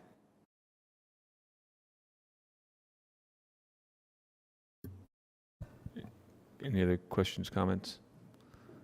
Yeah, Mr. Chair. I think the other thing, and I don't remember these specificities in the CG zone, but are there, because when the Oakland rezone happened, this was before I was on the council, but I was on the community council, so I remember it pretty clearly. They had pretty specific drawings and renderings, so the community kind of knew what was happening. They're all quite excited. I think Oakland also owns kind of an empty parcel to the south of their new building, so that empty parcel kind of buffered from adjacent residential. So the question I'm getting at is, I don't remember exactly what the setback requirements are in the CG zone, and I think we're also in the South State Street overlay zone. So is there any, I guess this is a question for planning staff, is there any potential need to, in that development agreement, also look at buffer against the single family residential that may already be embedded in the CG zone? I just don't remember. Okay, happy to tackle that. Being in the CG zone, the interior side yards, none are required. However, okay, again, the CG zone allows 60 feet by right to height, and if they were, and up to 90 feet through the design review process. If they're exceeding that 60 feet in height, there would be an extra 15 feet of landscape buffer that's required between the CG property and the single family. But again, in this case, that would only apply if they were redeveloping the rest of the property, which already is developed. So there is also if there were changes on the side of the property that is abutting the residential zone, there is a landscape buffer yard requirement of 15 feet.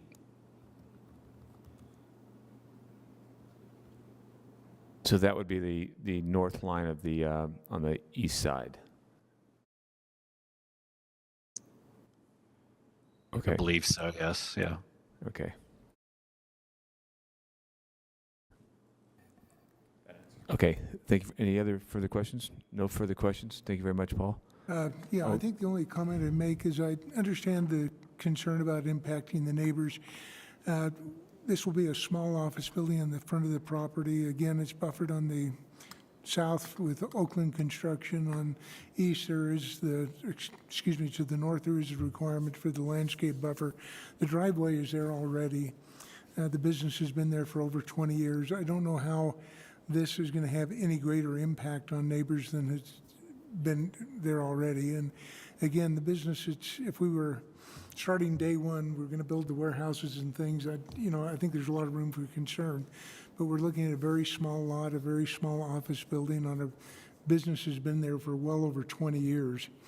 I don't know that it makes sense to try and make them move. They're a good part of our community. They run a good business and generate a lot of dollars for the city with sales tax that they do. Thank you very much. Appreciate that. David Gellner with planning staff. One point of clarification. I heard the South State Street corridor overlay mentioned. This isn't within that overlay. That ends at Main Street. It doesn't go west of Main Street. Thank you. This is on Southwest Temple. So. Thank you, David. Thank you, Nick. Appreciate that very much. Brian, we'll be moving on to item number 10 is a library. Thank you. Library budget amendment. That's a written briefing. Item number 11, cultural core action plan, is a written briefing. So we'll be moving on to item number 12, which is the board of appointment for the planning commission. And we have Levi de Oliveira. Oh, there he is. Good evening, Levi. Good afternoon, Levi. And I appreciate your engagement and your willingness to serve on the planning commission. It's a big job. And tell us a little about your reasoning for joining us. Yeah, absolutely. I've been pretty involved in the Glendale community even before I joined the Glendale Community Council. I came to the United States in 1999. I was born and raised in São Paulo, Brazil. And I bought my house in Glendale about 13 years ago. And prior to that, I was already living in the city. I graduated from Highland High School. I attended the University of Utah, where I got my bachelor's and master's degree. And as things started to change in Glendale, I decided to become more involved. I've seen things happen in the neighborhood that caused me to work closely with different members of the administration, worked with our city councilmen, 2 city councilmen now with Alejandro there, and others trying to change things. I believe homelessness is a big problem, affordable housing, safety in our community, and I think a lot of that can be addressed by involvement from the city and participation from the community members. I think being there to help represent District 2 and our interest will be very helpful, and that's why I have the desire to join. Thank you very much, Levi. Any questions or comments for Levi? Appreciate your engagement and your willingness to serve on the Planning Commission. I think it's a outstanding position to be on. And your name will be on the consent agenda at tonight's formal meeting.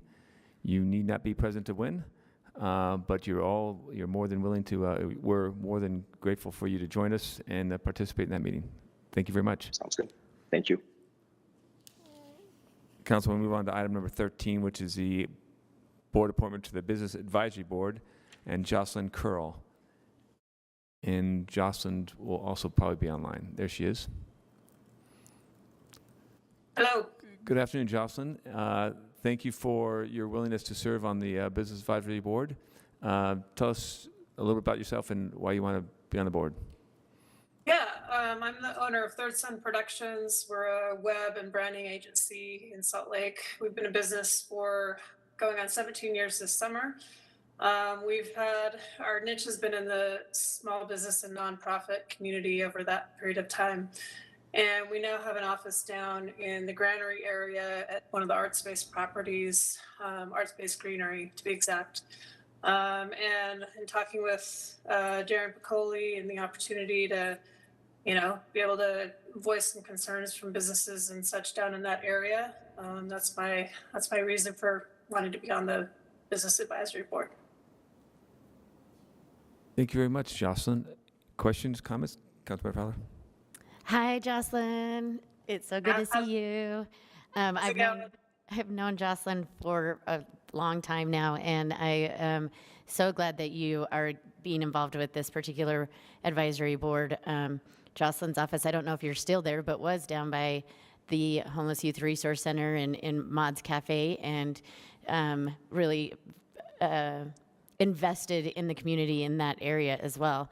And so I look forward to you being on this board, and thank you for volunteering your time. All right, thanks, Amy. Thank you very much, Jocelyn. As I said to the other, Levi, your name will be on the consent agenda at tonight's formal meeting. You need not be present to win, but you're more than, well, I have a welcome. Thank you. Boy, that was a brain dump there. More than welcome to join us at the formal meeting at 7 o'clock. All right. Have a great evening. Bye-bye. Thank you. Thank you. All right, we're moving on to item number 13. No, we just did 13. Item number 14, the board appointments for the Accessibility and Disability Commission interviews. We have 6 applicants to interview, and I'm just going to go through the name from the top to the bottom. And this is for the Accessibility and Disability Commission. And Amy, I see your face on the screen. Yes. Oh. Yeah, our folks are not here yet. Okay, I thought I saw Amy's name up there. Amy Carmen? Yes, I'm here. Hi, Amy. Oh, here we go. Sorry, just trying to get everything.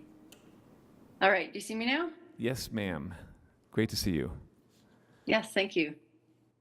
So tell us, you're currently on the Accessibility Advisory Committee, and now it's going to be the Accessibility and Disability Commission. So appreciate your engagement, and tell us a little bit about yourself and the reason you're serving. I've, been grown up in Salt Lake and love it here. And I was formerly a special ed teacher in the local high schools, elementary. I worked at the Utah Independent Living Center where I taught youth with disabilities independent living skills so that they could be more independent. And I loved working there. It's just located in South Salt Lake. And I heard about this committee and excited to be on it. I've been on it about 5 years. And I think it's a great opportunity to help people in the community. Thank you very much, Amy, and thank you for representing District 6. Any questions or comments? Appreciate that. And again, as I'm telling everybody else, your name will be on the formal consent agenda this evening, along with the other members that we were looking at for the Accessibility and Disability Commission. So thank you very much, Amy. Okay, thank you.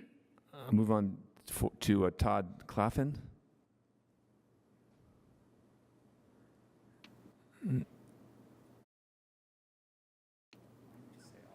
Okay, I'm just going to next one down. Is Carolyn Campbell here? I am, yes. Carolyn? Hi. Go right ahead. Thank you. So I'm interested in this commission because my career is in the area of disability and accessibility here in Salt Lake City. This month I finished a PhD in political science through the University of Utah with a focus on public administration and disability policy issues. I just completed a dissertation on the history of the disability rights movement. And then for my job, I work with the Disabled Rights Action Committee as the executive director. And in that position, we work with state and local policymakers to improve accessibility throughout the city and the state. I've been in this committee for the past 2.5 years, and I'm interested in continuing to serve in this capacity because I think it's important work. Thank you very much, Carolyn. Any questions or comments for Carolyn? Thank you. I appreciate the effort and the engagement here on this very important commission. Thank you. Thank you. And again, you'll be on tonight's consent agenda. And Todd Claflin, do I have you there? Yes, I'm sorry I was muted, I guess. That's quite all right. Would you like me to just describe what I've done? Yeah, tell us a little bit about yourself and then your reasons for being on the commission. Well, I'm on this commission because I'm interested in access in Salt Lake City, non-discriminatory access to all things, but primarily my interest is in transportation and access, physical access in the community. And I've been involved with UTA on their CAT committee, Citizens for Accessible Transportation, and I chaired that committee for 2 years and have been pretty involved out there. And then after I was done, I came to be associated with this group, and it's been pretty fulfilling for me working on projects in the city. I've lived here for 38 years, and I kind of have seen a lot of things, and there are improvements that can be made and good things, and I'd like to be a part of that, making that happen. Thank you very much, Todd, and thank you for your engagement on this commission. Any questions for Todd? This is wonderful. I appreciate all this work for you, and you're going to be on tonight's consent agenda also, and you need not be present to win, but thank you very much for your service. Thank you. I'll go next to Leo Lobato. Or Leah, excuse me. Hi, Leah. Hello. Tell us a little about yourself and your reasons for wanting to be on the commission. So I participated as well for many years. I've been involved basically through my work. I got connected. So I am with the Utah State Office of Rehabilitation. I am the director of the Governor's Committee on Employment of People with Disabilities and Business Relations. So basically what that means is I work with businesses across the state to educate and train them on how to recruit, hire, and retain individuals with disabilities.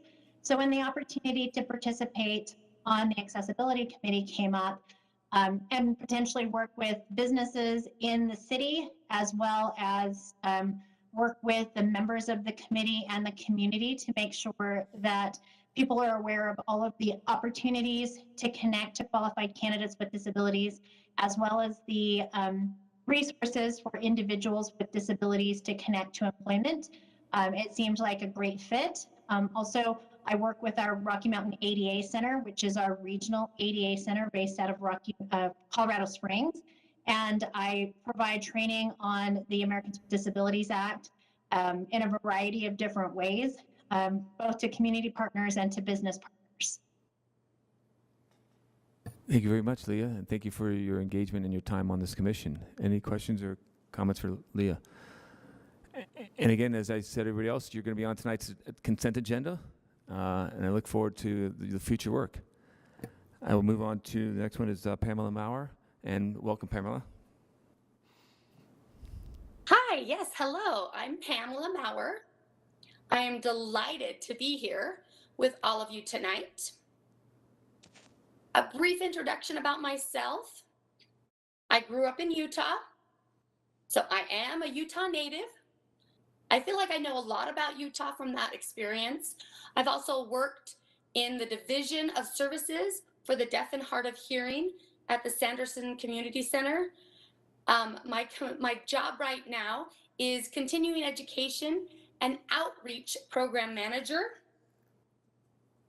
Basically, that means that I am the coordinator for events, classes, and to outreach to the community about what we have to offer for the deaf and hard of hearing individuals in our community. So we try to make sure everybody understands about accommodations, what resources they can use in order to make sure that they can have access and communication accommodations.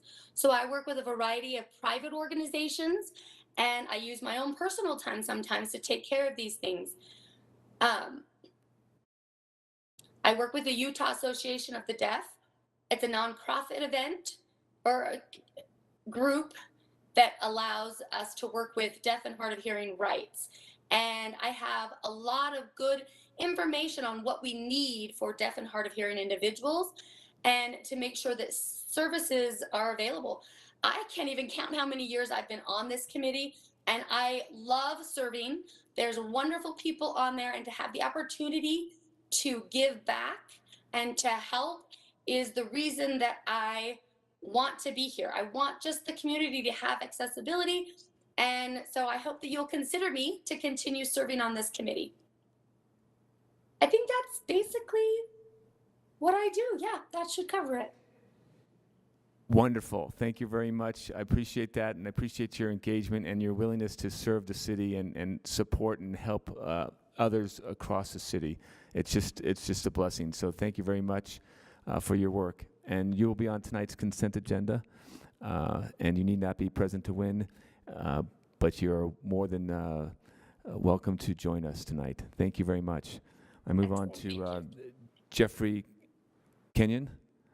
And Jeffrey, is that you on the screen? And tell us a little about yourself, Jeffrey, and the reasons why you want to serve. Okay. You can call me Jeff. And sorry, I'm in my car. I was on my way home and I ran into traffic and had to do this here. I started on this committee, I think maybe 5 years ago. It's been quite a while. I am a person with a disability. I use a wheelchair, so I have experience with accessibility issues on a personal level. I also am employed with the Department of Workforce Services Vocational Rehabilitation Program. I'm a counselor there, and we help eligible people with disabilities find and maintain long-term employment. So I have a pretty steady connection with the disability community, and I think I'd be a good person to keep on the committee for my experience as well as my connections to the disability community and my ability, I guess, to get information out and information in from the community to the community and from the community about what might be helpful and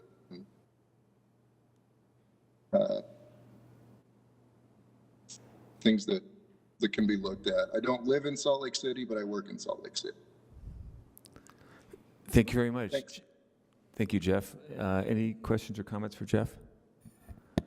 Yes, Councilman Romano. I'll just make a general comment to everybody that's been serving on this board and is willing to continue to serve. I think this is incredibly important, and I'm excited that we've elevated it to a full commission. I know that you've all been doing this work already, so just wanted to let you know the reason why we had you here is partially a formality, but partially because you've been doing great work for the city, and we've never had the chance to officially meet you in a city council meeting. So thank you for taking time out of your day to join us, and of course, especially thank you for taking time out of your days for many years to serve on this commission, which is we talk about equity, and we sometimes forget to talk about equity for accessibility and abled and disabled people. So thank you so much for helping inform the city on these important issues.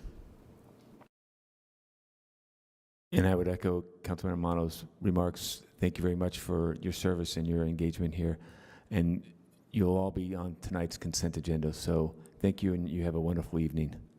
Look forward to the work. Thank you.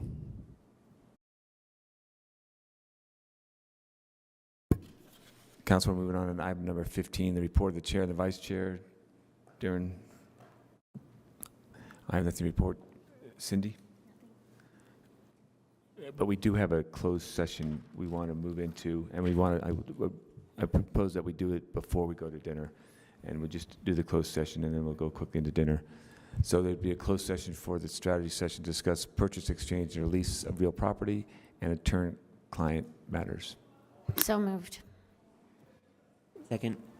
I have a motion from Councilmember Fowler, second from Councilmember Wharton. Any discussion on this item? Seeing no discussions, roll call. I would have just say that I am assuming that we would be adjourning as a work session and then coming back as in the formal session. Thank you very much. I appreciate that. Yes. Got you. Councilmember Fowler. Yes. Pui. Yes. Wharton. Yes. Mono. Yes. Lalamores. Yes. Pedro. Yes. And I'm a yes. That passes 7-0. So we will take a few minutes to stretch out so Cindy Lou can make this a closed session. Thank you.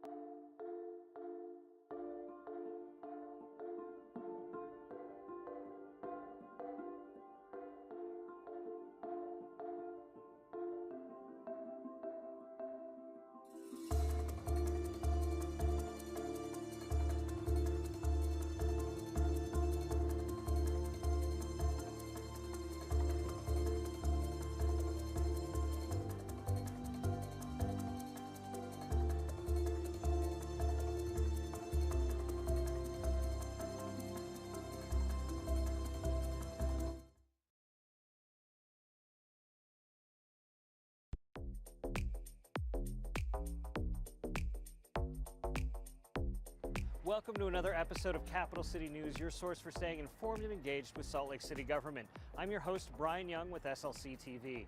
On our episode today, I spoke with Joe Taylor about our Transportation Master Plan update. Our History Minute is about the Prairie Ship Liberty and the First Living Traditions Festival. But before we get to those, we're going to take a look at our legislative update, our look backs, our look ahead, and we have the return of our road construction updates.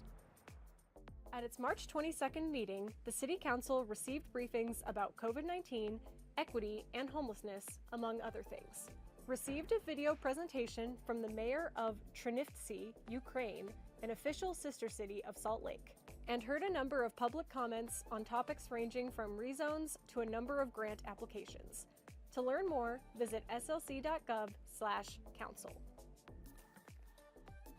In an event last month, Mayor Aaron Mendenhall and other officials, including Salt Lake County Mayor Jenny Wilson, welcomed back the Outdoor Retailer Show to Salt Lake City after a brief absence. The show will return in January of 2023.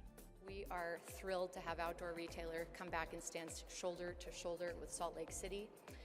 as we fight for the protection and the preservation of our precious natural resources and spaces in the entire state of Utah. So thank you to Emerald X, thank you to incredible Salt Lake County representation, to Visit Salt Lake, and to everybody at Salt Lake City who has helped bring this conversation to fruition and welcoming back Outdoor Retailer. I can't wait to come back to the show and build the relationships that can affect the positive change that I know we can by joining our momentum together. That's what this is about. For more information, visit outdoorretailer.com. Mayor Erin Mendenhall joined the city's Human Resources Department and Swazo Business Center to share the results of the city's recently completed review of non-union employee salaries. Salt Lake City has achieved pay equity following an extensive audit that examined the compensation of approximately 1,000 non-union city employee salaries. The mayor and others emphasized the need for 100% pay equity citywide and discussed resources available for local businesses. Please take the time, whether you're a small business or a large corporation, a nonprofit, or whatever entity you are, please do this evaluation because the income and the stability of our families in this community are depending upon it. To watch the complete event, visit our YouTube page. Representation matters, and that starts with a redistricting process that is fair, transparent, and inclusive. Redistricting is the way we change districts that determine who represent us. Each decade, U.S. Census data is collected which informs how districts are redrawn. District lines are redrawn to reflect population shifts across the city. This ensures each district has approximately the same number of residents. Districts divide a city and its people into geographical territories that determine who gets elected. These elected officials make decisions that can have a tremendous impact on your neighborhood or community. Your voice is important. By participating in Salt Lake City's redistricting process, you have a better chance of your and your community's values being represented in local government. You can influence what Salt Lake City looks like for the next 10 years. Visit the website to learn how you can get involved in this process.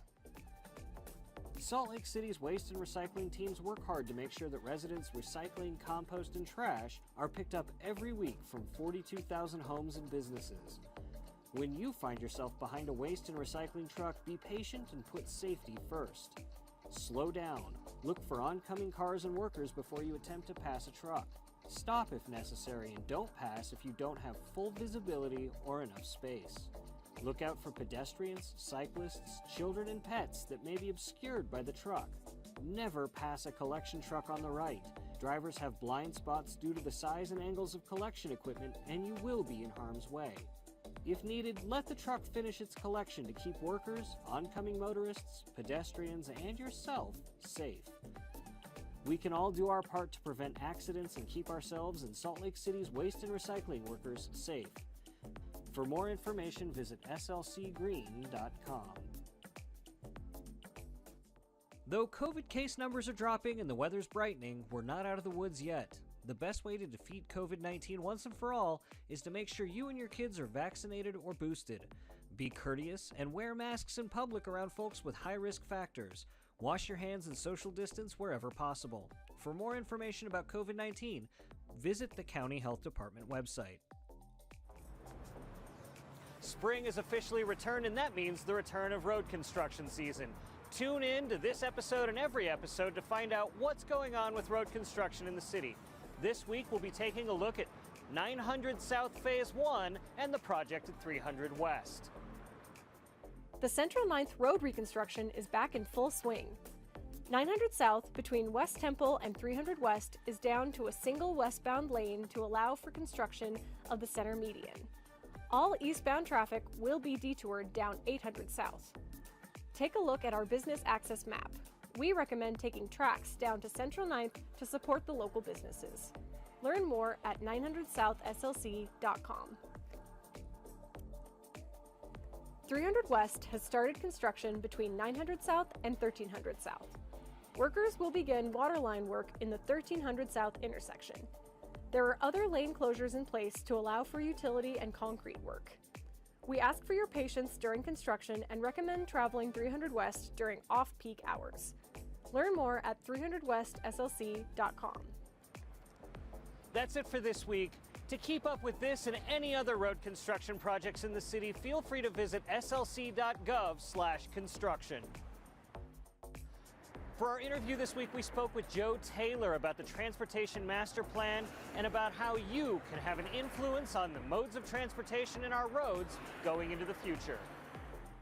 My name is Joe Taylor, and I am a transportation planner with the Transportation Division of the city. And currently I am working on updating our Transportation Master Plan. We have an existing codified plan. It's a great plan, but